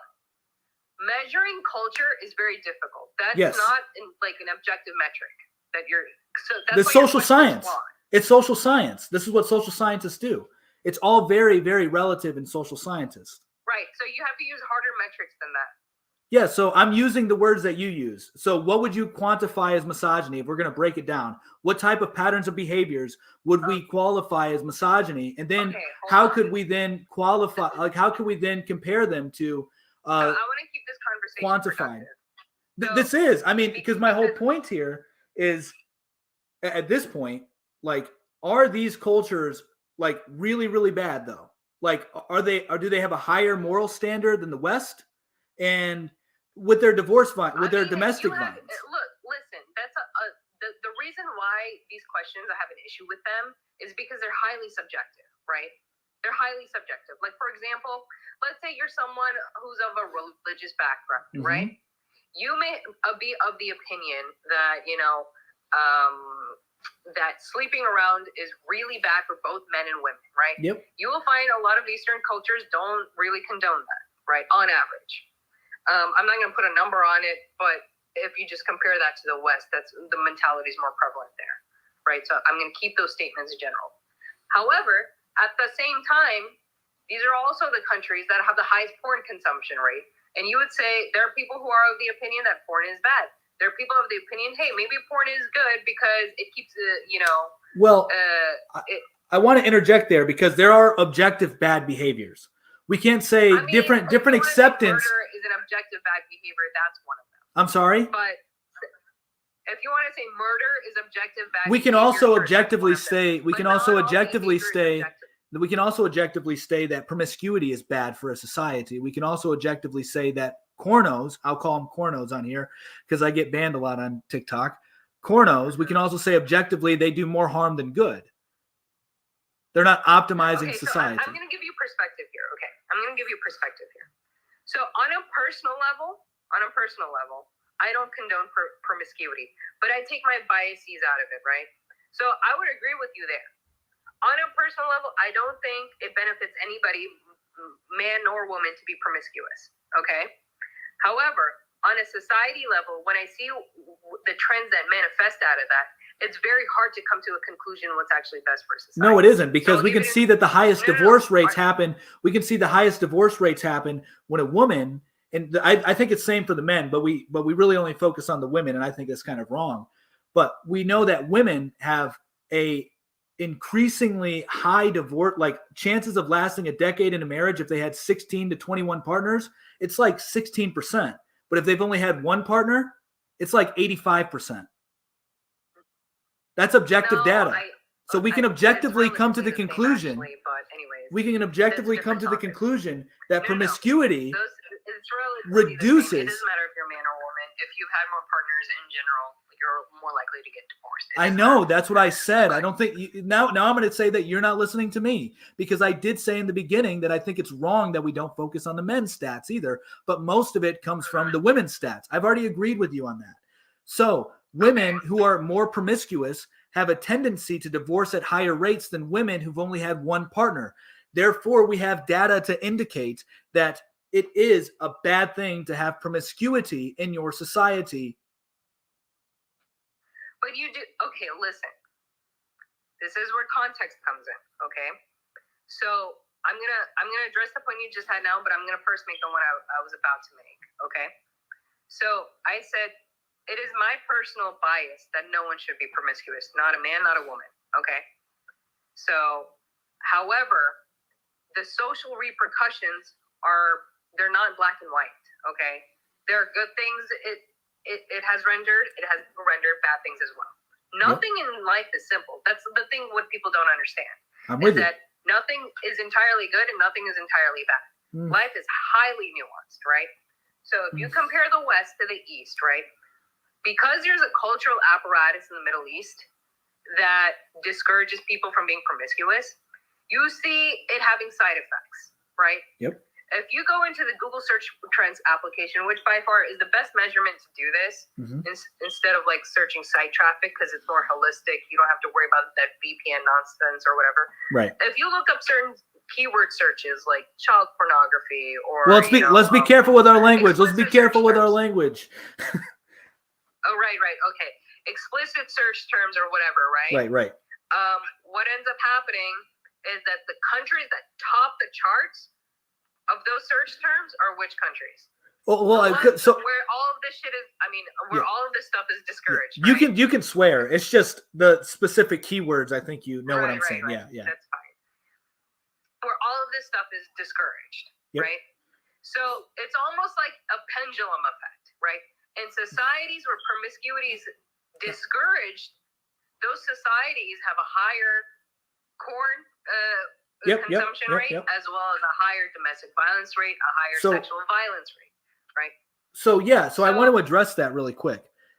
I think that you raise a very I think you black and white, and I say this as someone who is against promiscuity in general. I do think I was forced to change my mind on that. I do think that there a lot of life is on a spectrum, but there is a lot of simplicity to life as well. There is. I do believe in God. I believe that there's objective morality. I believe there's objective good and evil. Obviously, I just said that. So I do think that things can be simple and are simple in life. But yes, there are things that require three-dimensional thinking is what I would call it, or you would call it nuance. But to get on to what you said there in the Middle East, what I wanted to touch on is that we actually know that a couple things are a result of that in the Middle East as well. So this is where we have to look at your correlation and causation. Another piece of correlation to those behaviors is polygamy. So that's another factor to throw in there, because we do know that there's a trend with more polygamous societies. Men typically act in more, we see same-sex attractions occur a lot more in those societies. And we also see deviant behavior a lot more, like you're talking about there. So one factor of that is... Well, real quick, though, I have to correct you. Polygamy is not that common in the Middle East as everyone thinks it is. I know. It's in the Quran. If you read Surah... Okay, I'll tell you why it's not common, okay? Because this is a falsified notion. So in the Quran, it says two things, right? It's in Surah An-Nisa, which in Arabic that translates to the woman, right? Mm-hmm. And in it says you may be allowed to have 1 or 2 or 3 or 4 wives. Yep. But also in the Quran, it says, literally in the next verse, it says that you can only have these wives if you can do justice between them, and you will never be able to do justice, right? 100%. So it actually discourages it, right? Yep, 100%. I'm giving you like some context here, right? Why this is not as common as people think it is. Yes. At the same time, that whole surah in the Quran is talking about what to do in times of war. Yes. Right? in extraordinary circumstances, this is how you split Yes. inheritance. This is what you do with the orphans. This is what happens with the widows. This is, if there's a giant disparity in the village, you can correct that disparity through polygamy or whatever. But at the same time, it's also discouraging polygamy. So yes, It's I'm saying with this you. is for desperate measures. So this is why you don't see this to be common in the Middle East like everyone thinks it is. Yeah, well, So- first off, you're assuming I never said it was common. Never once did I say it's common. I just said that that's a factor we have to consider. Never once did I say it was common. Secondly, yeah, I mean, that's the same way with Christianity. People don't want to view it that way with Christianity, but Christianity does allow for polygamy, but most people get it wrong. It is typically for women that are like at war times or women that are orphan, they now they're a widower, right? Now it's your duty as a man who's resourceful enough to take care of that other woman to take her in if you have the resources. So yes, Christianity shares very similar views on polygamy in that regard. We can look at the Old Testament kings for comparison. But my point was not that it was common, but it's a factor to consider because we do know there is a trend where polygamy is more accepted, that a lot of men will be left out of the dating pool, and then they will resort to behaviors that are not normal. And that falls into many different deviant categories. So I would say that is another fact. That is another factor to add to it. I'm not saying that, I don't even know that suppression is really a bad thing or oppression is a bad thing. I think that's a Sigmund Freud idea. And I don't know that I want to listen to a dude who fantasized about his mother and did cocaine. I don't know that. Anyway, so the other thing I would add to it is, which I talked with the other guy about, that nobody wants to really talk about, is the United States. When we went over there, we released a lot of these disgusting people from their prisons to cause chaos. This was a part of our plan to overthrow their governments.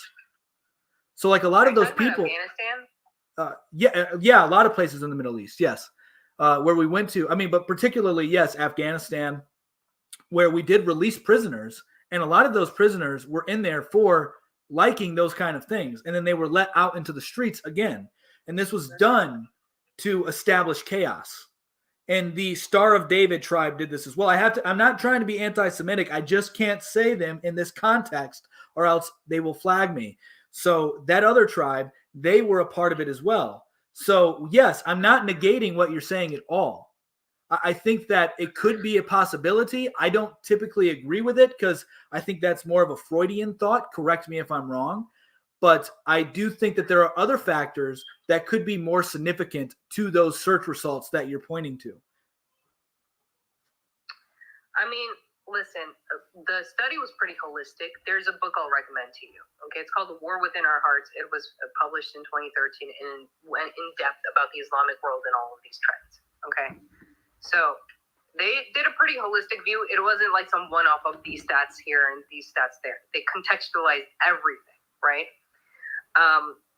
But also, if we look at, they've also done studies on polygamous marriages as well, and they're highly unsuccessful. Mm-hmm. Okay, because the way they measure the rate of success, the way they measured it was if one or more marriage breaks off.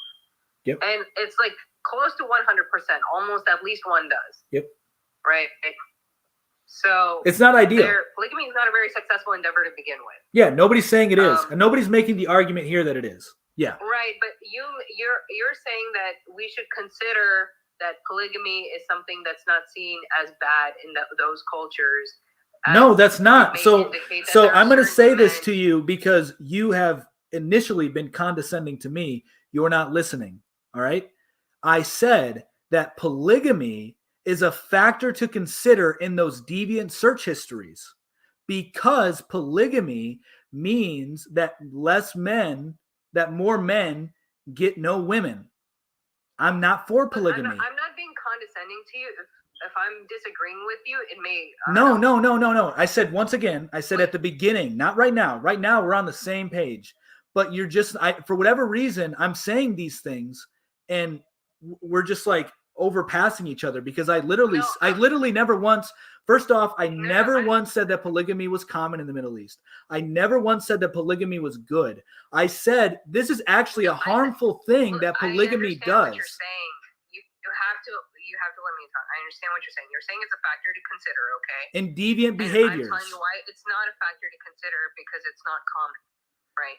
Because if it was common, then you would have men being disenfranchised from the dating pool. Right? That's But it's not common where to the point where it would be a negligible factor.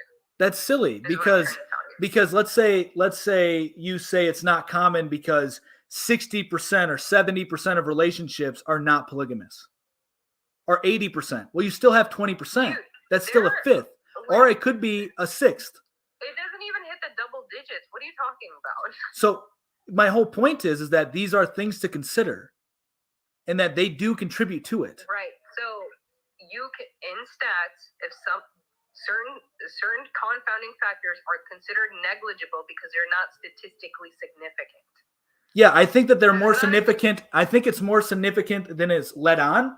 I think that the World Health Organization is a very corrupt institution to begin with. We see what happened with the whole cough and sniffle. From the World Health Organization. I know, but so, and then I think that a lot of scientists are also very corrupt nowadays for numerous things. But Give me see, one don't you sec. think Give there's a me 1 fallacy second. that's I gonna actually, appeal to authority? I'm sorry. Give me 1 second. I gotta go help my wife and daughter. I'll be right back. Okay.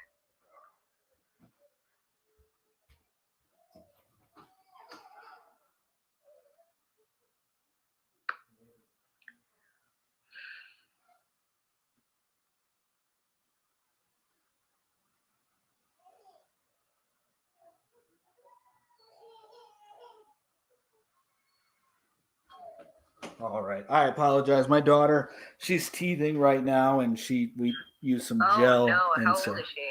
she's 2, so they've been teething for quite some time, but they still get some Terrible mouth pain. tears. And yeah. I don't like that term. I know that's a normal term.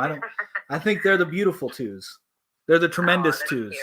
Tremendous twos. Let's change that rhetoric. Tremendous twos. The tremendous twos. Got it. So, but no, I think we've had a good conversation here. I really do. And I'm not trying to be a dick to you either. I know that at the beginning we seemed very antagonistic to one another, but you seem very smart. You're very educated, knowledgeable on these things. It was good talking with you. It's a refresher. I like to be more rhetorical on my streams and take out the nuance for, obvious reasons. It's just better, entertainment that way, if I'm being quite honest. So, but if we want to go dive deep, we can dive deep. So, Yeah, sure. I'll tell you this. I never take anything personally. yeah. I know I'm a bit of a monotone person in general, but I never take anything personally. I don't make an active effort to be rude, at least. Yeah. If it comes off as rude, that's another thing. The last thing I wanted to say is, oftentimes these conversations are tough because you said you don't trust the World Health Organization, right? So I just have something to say to that. Mm-hmm. Because that is a fallacy. That is called the appeal to authority fallacy, right? And oftentimes, if you don't have some baseline of acknowledgement of what we deem to be legitimate or illegitimate, right? Then we're never going to get anywhere, because people can say, I don't like that source of authority because it doesn't agree with me, so let's dismiss it. Yeah. Right? So then it's just like there's no framework to operate off of. Yeah. So we're in Okay. total agreement. I am anti-establishment. I think that monarchies are probably the best form of government that ever existed. So I am for authority. I am not against authority. But when I do see that there is so much data to contradict the authoritative figures at the time, and we know that they're liars, I am going to be very skeptical of what they are pushing. Look, now, every institution should be held to a standard, of course. Every institution should be held to criticism. Even in academia, we have something called the peer review process, which is a grueling critical process of peers criticizing one another before a study gets published, right? And the more peer reviews that a study has, the more we deem it to be legitimate, right? So legitimacy is not seen as dichotomous. It's seen as a spectrum, right? This one is more legitimate than that one. That one is more legitimate than that one. But there has to be something in place for us to have a conversation, right? I agree. So, and I grant you, there are certain institutions out there that don't do a very good job, and then there are others that do a very good job. But I agree. what that leads to is that it leads to a rabbit hole of saying, well, I don't like the NIH, or I don't like the World Health Organization, or I don't like them because I don't agree with them. Yep. So therefore, they have no legitimacy in my eyes. Just because something doesn't appeal to your viewpoints doesn't make them more legitimate. Right? We're on the same page. If anything, it's more. This is my last suggestion. If anything, it is better to criticize their methodology than it is to criticize the conclusion. Right? Yes. Because oftentimes you will see variances in conclusions, which is fine, right? But if the methodology is flawed, then the conclusion is most definitely flawed. 100%. Right? So most people just attack the conclusion because the conclusion doesn't agree with their narrative. I couldn't agree with you more. I think that we need to have some standards. Obviously I'm sure you can deduce from our conversation that I am definitely what some would call alt-right. All right. I think that's a fine term. I don't know why people use it as some bad term. It just means alternative to the mainstream right, because the mainstream right is right alongside with the left wing, but they're both wings of the same bird. But this is where I disagree with a lot of them. I'm not anti-establishment. I agree with you. There should be standards. But the issue is, once we start once society devolves into a place where everybody's scrutinizing these institutions, we then get the lowest of the low, if you catch my drift, getting onto the bandwagon of I don't trust them because they are this. And you run into the issue, what you rightfully pointed to, the fallacy, where, I can choose this institution, but not this institution because this institution has the good guys and that institution has the bad guys. Where, for example, the whole Trump getting raided by the FBI, I had people on here saying that, yeah, the FBI is corrupt. And then I also saw conservative politicians saying defund the FBI. But it's like, do you think all FBI agents are evil? That's an insane thing to say. Do you think the FBI does nothing good? That's insane. The FBI did some incredible things very recently. So it's like, it's just hard once all these things that used to be in the realm of intellectuals, I'm not considering myself in this realm, I'm just saying in the realm of intellectuals, academia, the elite, start getting out to the public, that's when we get these big divisions here, because then you have people who are just binary thinkers. They can't see that, because I don't agree with a lot of the world. I'm very skeptical of the World Health Organization for a lot of logical reasons, but that doesn't mean that I won't use them as if I'm like, okay, this actually makes sense. It doesn't mean that I wouldn't use them. But there are a lot of people, as you're saying, that will not use them because they're the World Health Organization. They break down to like sport teams. And I think that that's bad. And this is probably why we shouldn't have, I'm probably sounding a little bit like Aristotle right now. We probably shouldn't have the masses, involved in any of this. So I guess this is a bit of a silly question. Your banner in the background, are those your positions, or is that just like a Andrew Tate? Yeah, I think Andrew Tate's toxic. I think Nick Fuentes is toxic. I think Sneeko is toxic. Nick Fuentes is like the face of the alt-right, and I think that he's a dweeb. And then as far as like the other ones, they say like women shouldn't be allowed to divorce men. I'm like, what? Why would you want to be with someone who doesn't want to be with you? So, I mean, I don't totally disagree with everything he's saying. I don't know that that's wrong. I think that in my belief system, the man is the head of the household. So, yeah, the woman then wouldn't be able to without her husband's permission, or if there's a great consensus amongst the community that yes, the husband is he's extremely promiscuous or abusive. In your view, should the man be allowed to divorce the woman without her permission? Yes. So, okay, hold on. So, what gives a man more standing to do that than a woman? Yeah, so because men and women are intellectually they're very similar, but they're more alike than they are different. Yep. So there's a lot of overlap. If this is why I have an issue with this line of thinking. Hold on. Yeah. So there's nothing in terms of making judgment calls that a man has that's better than a woman. Yeah, I disagree. I think that we can say men and women have differences, but I'm telling you, men and women are more similar than they are different, right? There's nothing that would give a man more credence to do that than a woman. So Yeah. why would you believe that? Yeah, so I this is where my belief comes into play, and I can also use anecdotal experiences and my worldview to add to my belief. But I'll just keep it very simple.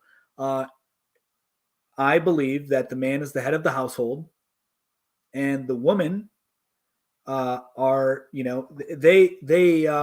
beneath the man in the household. They have to be submissive to their husband.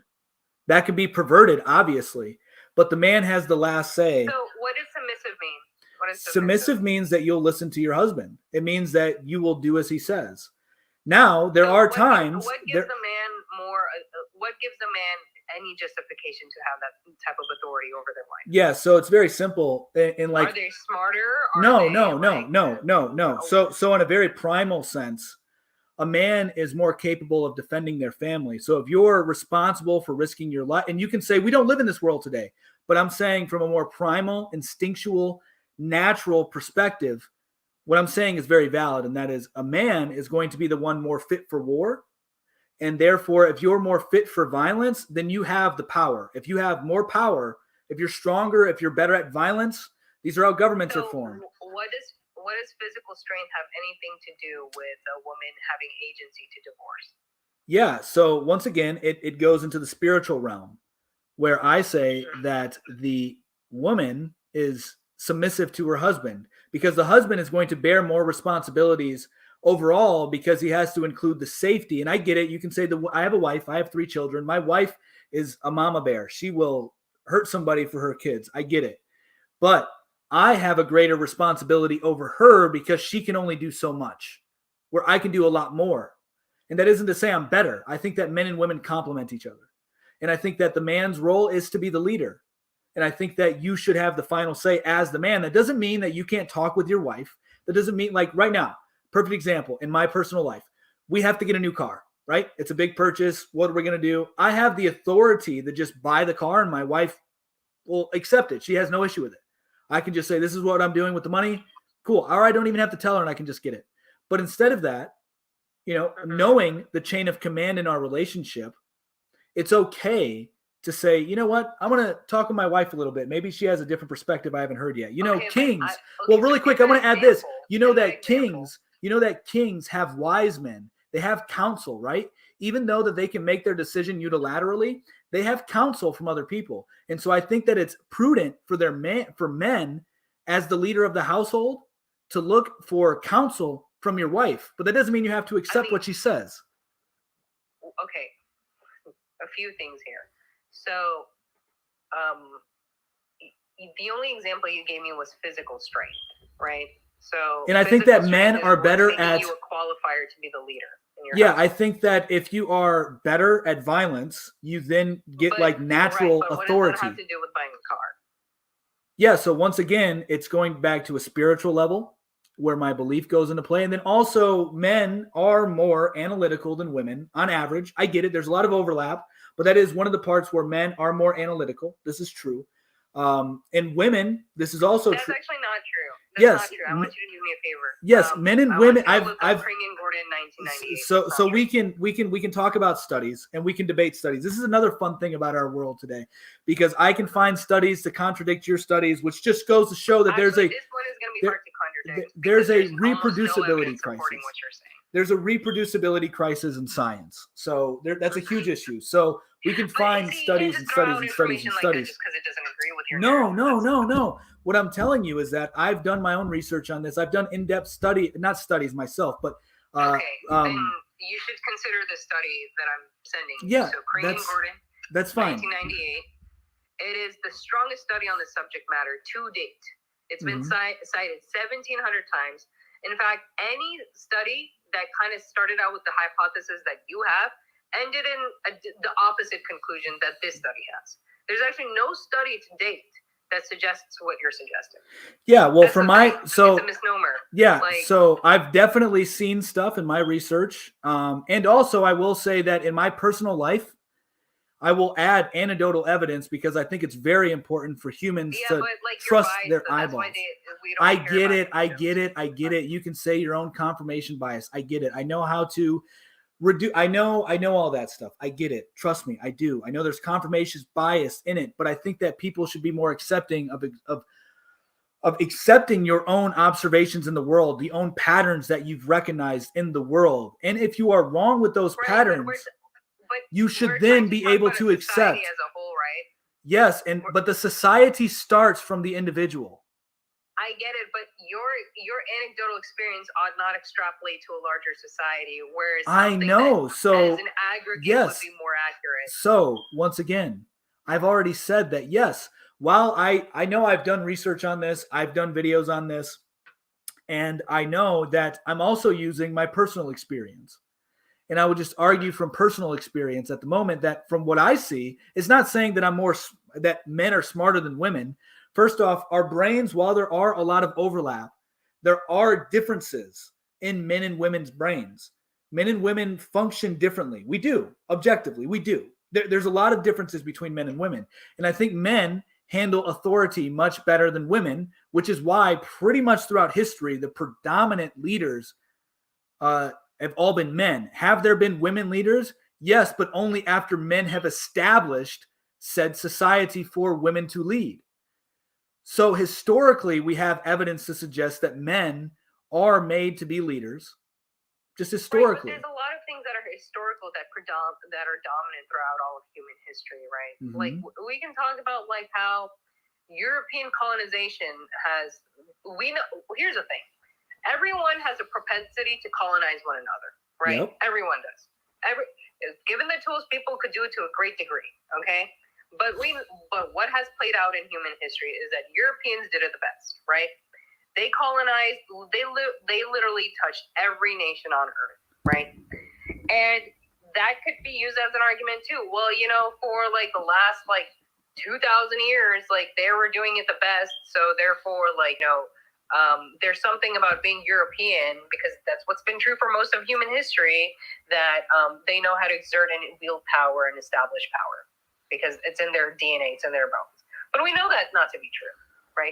So this is what I mean. Like, these are very fallacious outtakes, in my opinion. Yeah, I don't think so. My main point is about the physical strength part is that the only qualifier anytime I ask a man this is that they only bring up physical strength, and I'm like, physical strength and intellect have nothing to do. Yeah, so I would prefer. Reason people even bother to establish this hierarchy is because of physical strength. Right? Yeah, and strength is very important. It's very, very important factor. And I would also say that war is a very important factor. Women aren't made for war. Men are made for war. And I think that has a lot to do with leadership, because as a man, I've done combat sports. I've never had any woman ever step in and try to lead a wrestling team, lead a boxing team. And if they did, it wouldn't be the same. It wouldn't be the same as a man. So violence plays a huge role in your position of authority. It does. Well, it has to. Things that's governing, right? Government is a monopoly of violence, and the family is a mini government. It is. Okay. So going back to, for example, this, you said women are not as analytical. That's not true, because there's been studies that prove that men are emotional. Men and women are emotional, analytical, and logical just about the same. They're not just about the same. Okay. Which is what I said. There could be overlap, but overall, from what I see in my personal life, across the board, what I see in my life, men and women are the same.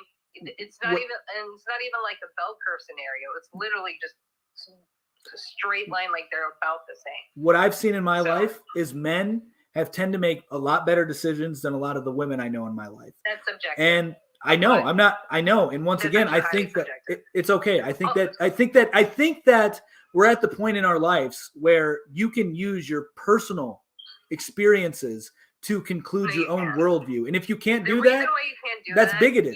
That's bigoted. You can't use personal experiences is because personal experiences from person to person will have an increased amount of variance because the sample size is too small. Yeah. So once again, I think that to a macrocosm. So you can't do that. No. So once again, it all begins somewhere. So I think the family is a microcosm of the nation. It is, because the family, you can't have a nation without a family. You can't. So if I have a contradictory personal experience than you, then whose personal experience is correct? Well, then that's where you would, and this I've said this before on my stream. So let's say I have a group of friends. In my group of friends, I observe a pattern of reality that I think's reality. I observe whatever pattern that is in my life. And I'm like, wow, I see that consistently. And then I ask, hey, Jim, this is something I've noticed. Have you noticed this too? Yeah, I have. Okay, so what's the deal here? What do you think it is? And then we come up with different conclusions of the pattern. Well, you can do your own little studies with your friends to conclude the world around you. There's nothing wrong with that. We should not demonize that. People should be encouraged to observe the world for what it is in the world and where you live. And I think there's nothing wrong with a human but being. You cannot make the case for a whole society based on that either. I think that you definitely can. You can say it's wrong, but you can. And you could be right. And you could be absolutely right. But no, you could be right. I mean, this is how we've come to the conclusions where we are today. We started off with tribes, and then we've had little data that we would collect from the tribes, and then that data would pass on, and then we're like, okay, this tribe was absolutely right. And now we have city-states. Wow, these city-states collected their data. They were a smaller group of people. Cool. They've collected it. Now this in nation states, and now the nation states can borrow from the city-states who are borrowing from the tribes. So yes, just because the sample size is small doesn't invalidate it. So there's a second thing I was going to say, right? So I asked you what the word submission means. Can you answer that question? Yeah, it means to obey. It means to give, like you're giving the authority to somebody else. You're listening to somebody else's authority. You're relinquishing some power, right? Yeah. To someone else, right? Yeah. So, okay, this is why I have an issue with this. To relinquish power, right, means you have to accept, you have to have a great deal of trust in that person, right? Now, here's the thing. This is why this doesn't apply at a larger social level, because most people are not trustworthy. Okay. Now, with that said, that's subjective. We don't know that. Hold on a second. Especially as a woman, when we, if that's a family model that works for you and you guys have that level of trust, sure. But, this is not something I would encourage. So, when it comes to that family model, asking a woman to relinquish power to a man puts her in a very precarious situation, okay? Because when you do that, you're also relinquishing self-preservation, right? So a lot of dudes on here like to think that, men are the protectors of women, right? But the biggest perpetrators of domestic violence against women are who? Men in the home. Why is that though? Because men are more powerful. Men are more powerful. They're more dominant, and of course that happens. So it's usually what did I just say? Usually the biggest perpetrators of domestic violence against women are usually the men in the home. There's not some rando off the street. Yep. Okay. So it's usually the husband or the dad or the brother or whatever, right? It's usually a very close, intimate relationship, right? And by and far, it's usually the spouse too. It's the spouse. He kind of tops the chart on that. So when we perpetuate this idea that men are the protectors of women, well, the thing that they, majority of these scenarios, what plays out to be is that the person who quote unquote should be doing the protecting is the one who's the assailant. Which makes logical sense because the man is more powerful. So if somebody's going to be the victim, it's going to be the woman. Yes, with, as they once say in the movies, with great power comes great responsibility. And of course, we can argue about the fact that men can abuse their authority. Nobody's saying men are perfect. I agree with you that men are the biggest perpetrators. Nobody's going to deny that. It makes no sense for a woman to opt for it does submissive relationship it does. where she relinquishes that power. It does, ideally. Yes, ideally. Most women would prefer to have equal standing with their partner. Yeah, and that's why I would argue we have a much higher divorce rate than a lot of the world. And that's not a bad thing. Like I said, having a higher divorce rate is not a bad thing. I think it is a bad thing because then you're just well no, the one thing that you're forgetting, the one thing that you're forgetting in this is that divorce rates mean that the children are going to have a shittier life. So while you can say domestic violence, domestic violence, I disagree children, with you on that too, because they've done surveys on this. the surveys, but we know for a fact. fact children that grow up in divorce homes do not have as good as outcome as somebody who grew up in a stable household. We know that children that grow up in single family homes as opposed to a stable home. Hold on. You're assuming that majority of these cases, the alternative is a stable home. The alternative is an unstable. No. So once again, not once again, I apologize. But yes, you can say that they're unstable, but you can also, so we're just contradicting each other now. No. We This is are. what I'm saying. Hear me carefully. So majority of these scenarios where you have the children of divorce, majority of them, I think the stat is like 70-something%, right? Where if they were given a choice of them parents divorcing or them parents staying together, but it was a toxic environment, majority of children would choose peace. They would choose their parents divorcing, because most children would rather be from a broken home than be in a broken home. But children don't know what's best for them either. They don't. They really don't. Children have immature minds. Do you have children? Right, but Do you have children? That's fine. You can have that argument, but on average, children who grew up in toxic homes, by several metrics, end up doing worse in life than children who came from divorced parents. So neither of these are ideal situations. No one would hope this upon anybody. The best situation is that it's a stable and loving home, right? Yes. But you have three scenarios. You have one scenario. You have scenario A, where the mom and dad are together and it's a nice and loving home. That's the best scenario, right? You have scenario B, mom and dad are together, but it's a very toxic environment. It is not a loving home. Domestic violence is occurring, right? There's yelling, there's psychological abuse, and so forth. Then you have scenario C, where it's ended in divorce, right?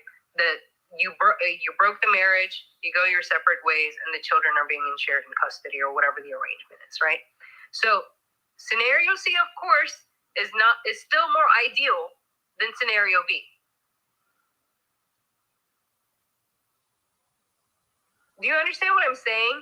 Like, and those children who grow up in scenario C, by several metrics in terms of grades, in terms of they do measurements of mental health, cortisol levels, and so forth. They do end up doing better in life than people who stay stuck in broken homes where there's yelling and psychological and domestic violence. So first off, I'm not arguing for broken homes. I'm not.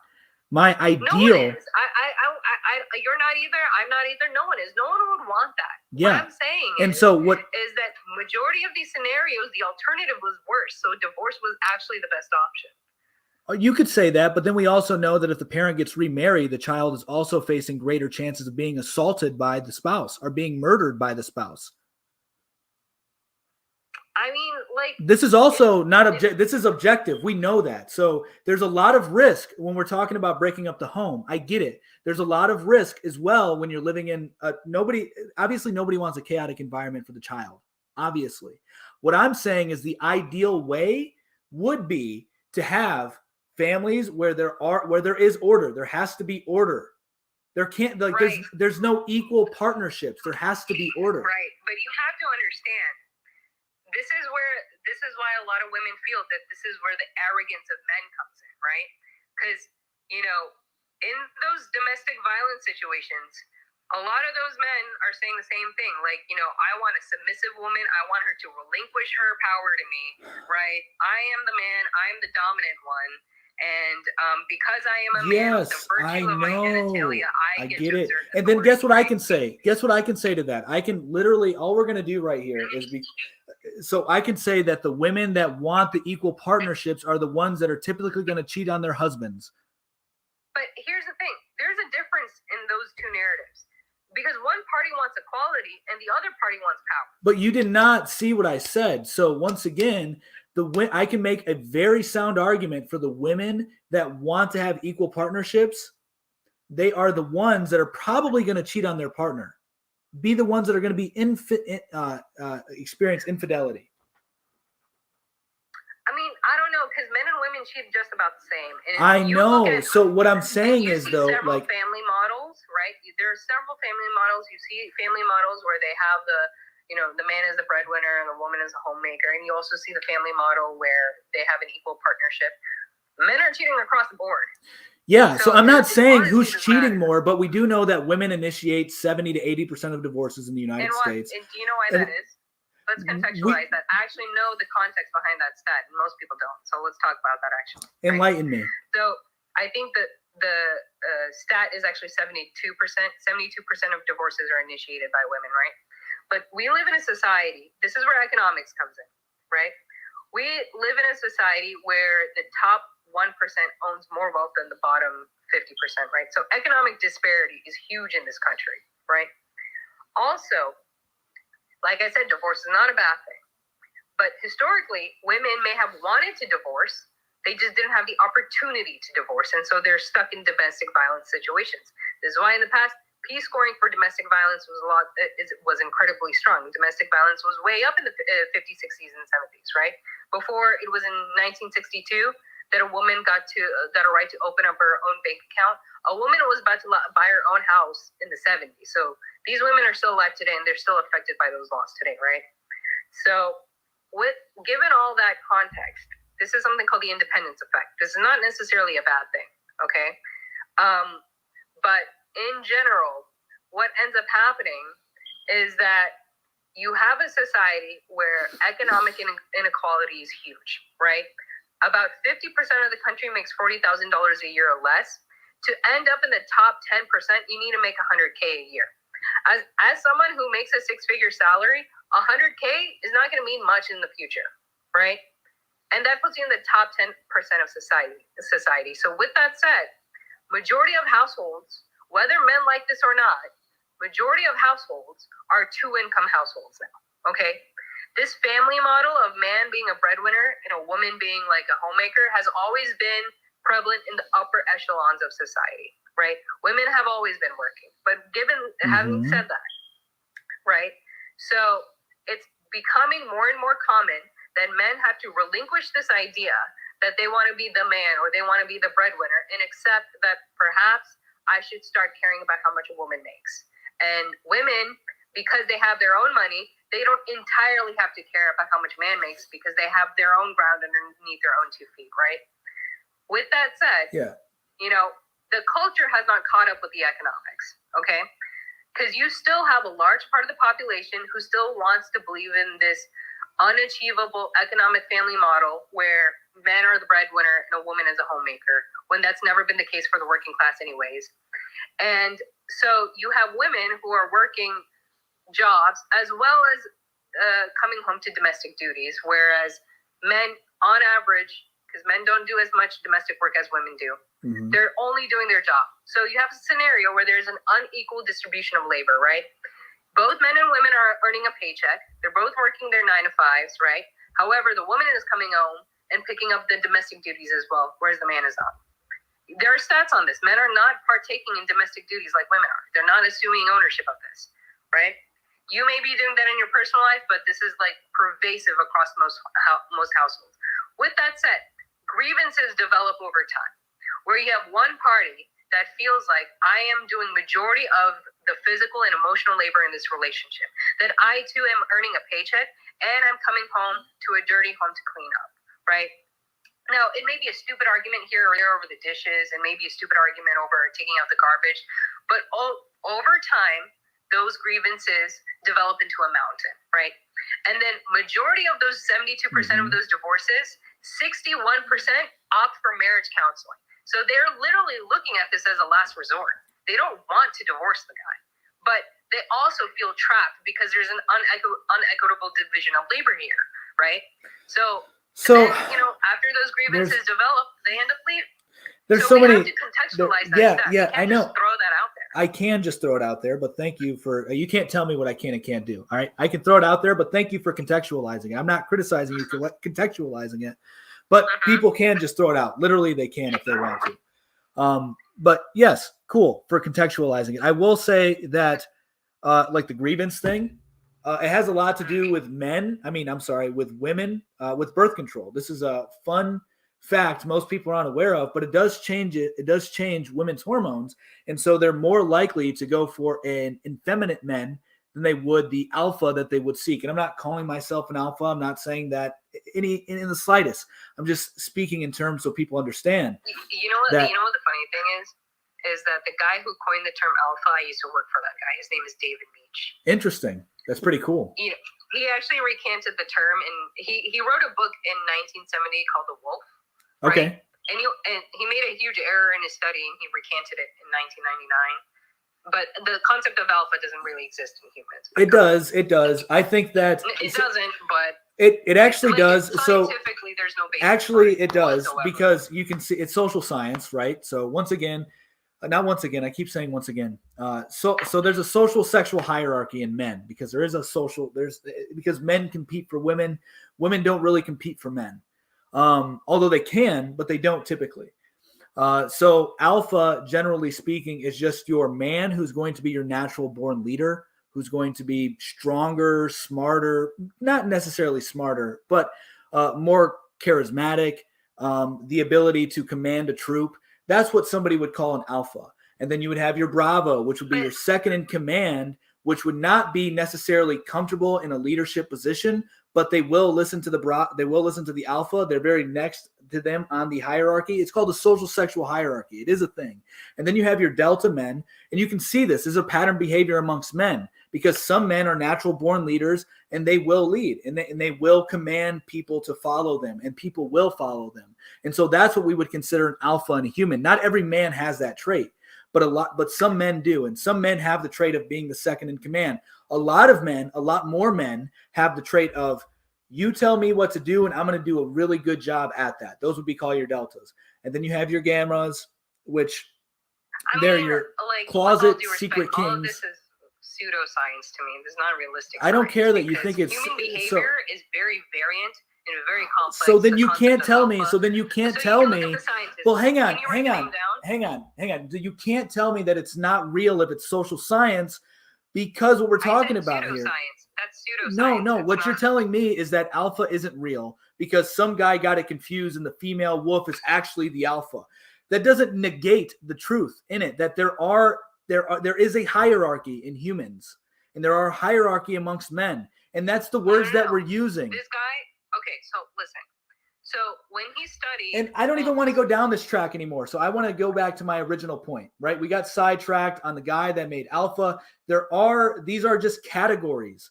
You can name it whatever you want, but there are leaders. There are your second in command. There are your worker bees. And then there's your intellectual soy boys. And then you have your people who are outside of society.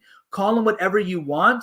But in the social sexual hierarchy, we label them alpha, bravo, delta, gamma, omega, sigma, right? So this is just social slang. Like this is yes, not, I know, but these are objective truths. Donald Trump. Yes, it is. Yes. Anyways, it is actually factual based on human patterns.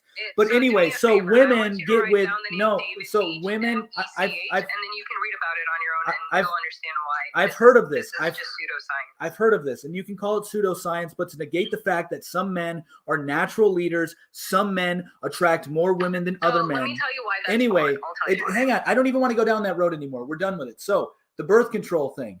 There is proven studies, and there's a professor that I like to watch on YouTube who talks about this, Professor Edward Dunton, where women on birth control tend to go for men of a weaker personality type than they would usually during their time of ovulation, and that's because their body is fucked up because of the pill, and their hormones are out of whack because of the pill. The pill does a lot of damage, and so the which one?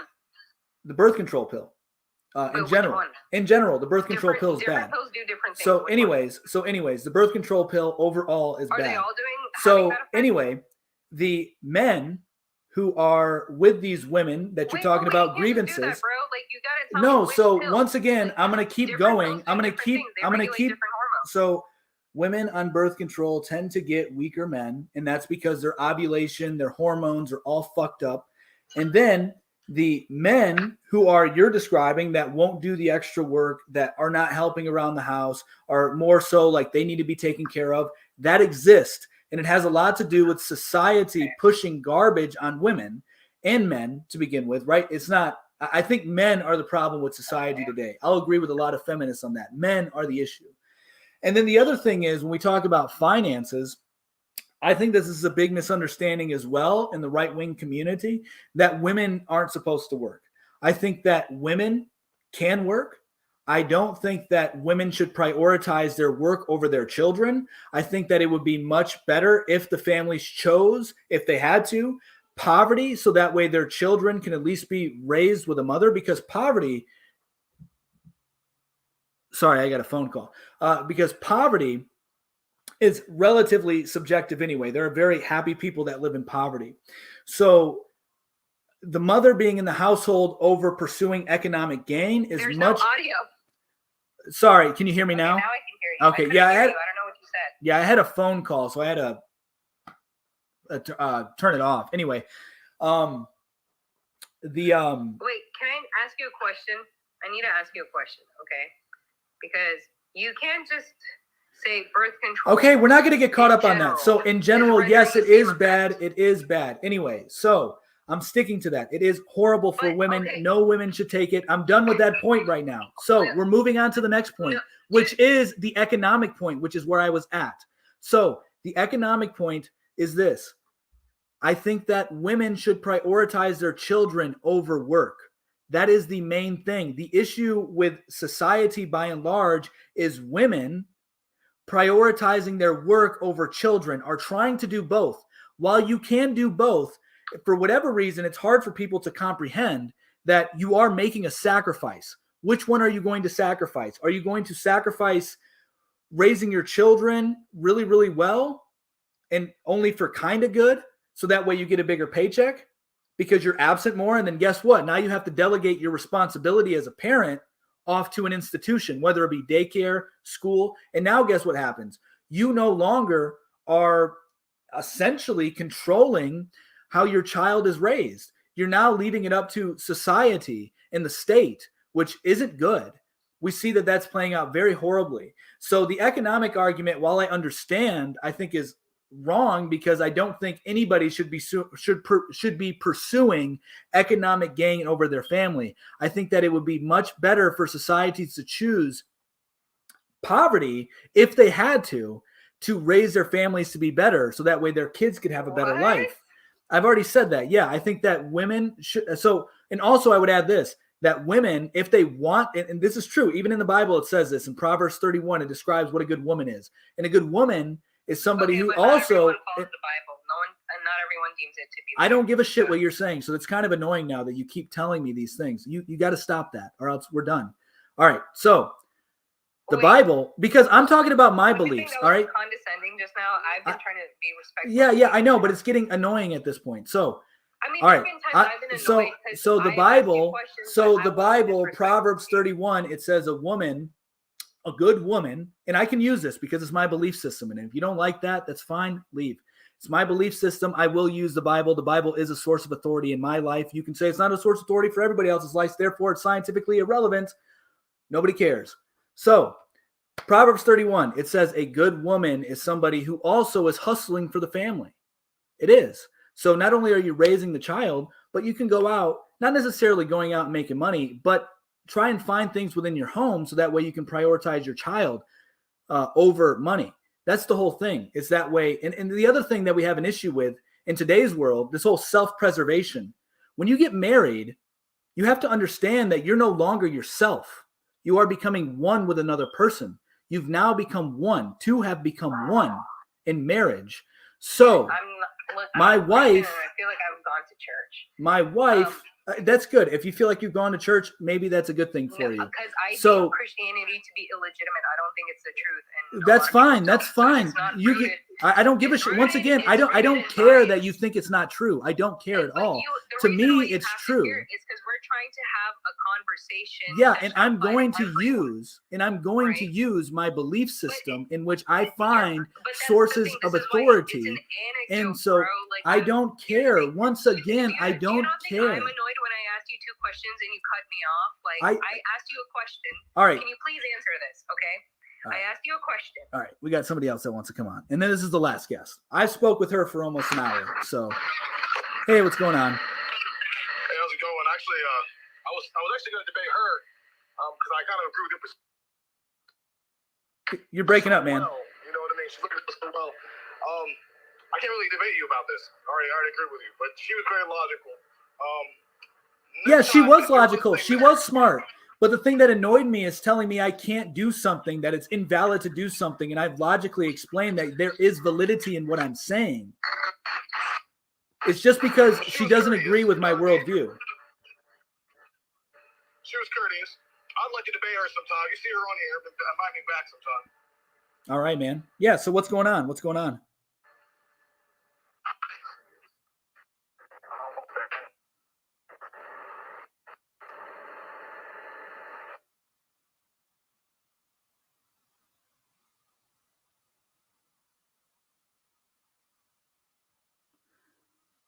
All right, I think we lost connection. All right. If he wants to come back in, he can come back in. But, all right, guys, I do have to go. It was a good stream today. I mean, we're almost going 2.5 hours. Longer than I expected. So, yeah, I hope you guys really enjoyed it. This is the sad reality. Money controls and runs the world. It does not control the world. God controls the world. Money does not control the world. Money is vain. The pursuit of money is vain. Yes, watching you lose is great. That's cool. Some people thought I won, as you can see. So it doesn't matter what you guys think, just as long as, there was some value brought into this. If you thought she beat me, cool. Nobody cares. If you think that I won, cool. Everybody cares, right? Anyway, yeah. So MOT Media is where you can find us. And we're here every day, typically Monday through Friday at 1 p.m. Every religion is controlled by money, sadly. No, it's never controlled by money. I mean, yes, you can say it's controlled by money, but it's not typically how it's run. God controls it. You won that argument. She was obnoxious. Yeah, so I mean, see, we can have debates in here. It doesn't matter. She was smart, whatever. But yeah, just, I mean, you can't say that, you can't use your social science and then say the social science I'm using is subjective. We're using social sciences, so it's very hard. Anyway, she was smart and you were loud. That's cool. If you have enough money, you can call yourself a god, but it doesn't make you a god. Very interesting, huh? Doesn't make you a god whatsoever. She wasn't all, he told her to stop talking because he was triggered. No, it is what it is. But yeah, all right, guys, I'm going to get out of here. Thanks for tuning in. MOT Media on YouTube, Twitter, Twitch. And then you also have MOT News on the TikTok, MOT Today, one on TikTok as well. And yeah, so be sure to follow us. Usually Monday through Friday, 1 p.m. is when I will be going live, Eastern Standard Time. Anybody wants to come on, come on. And then actually Fridays, we switch it up. I'm sorry. Tuesdays and Fridays, Mick and I do a live stream together at about 11:45. So, yeah, guys, thanks for tuning in. It was a good conversations, multiple conversations. Yeah, so feel free to come in tomorrow if you got something you want to add, and we'll go from there. But much love. Peace.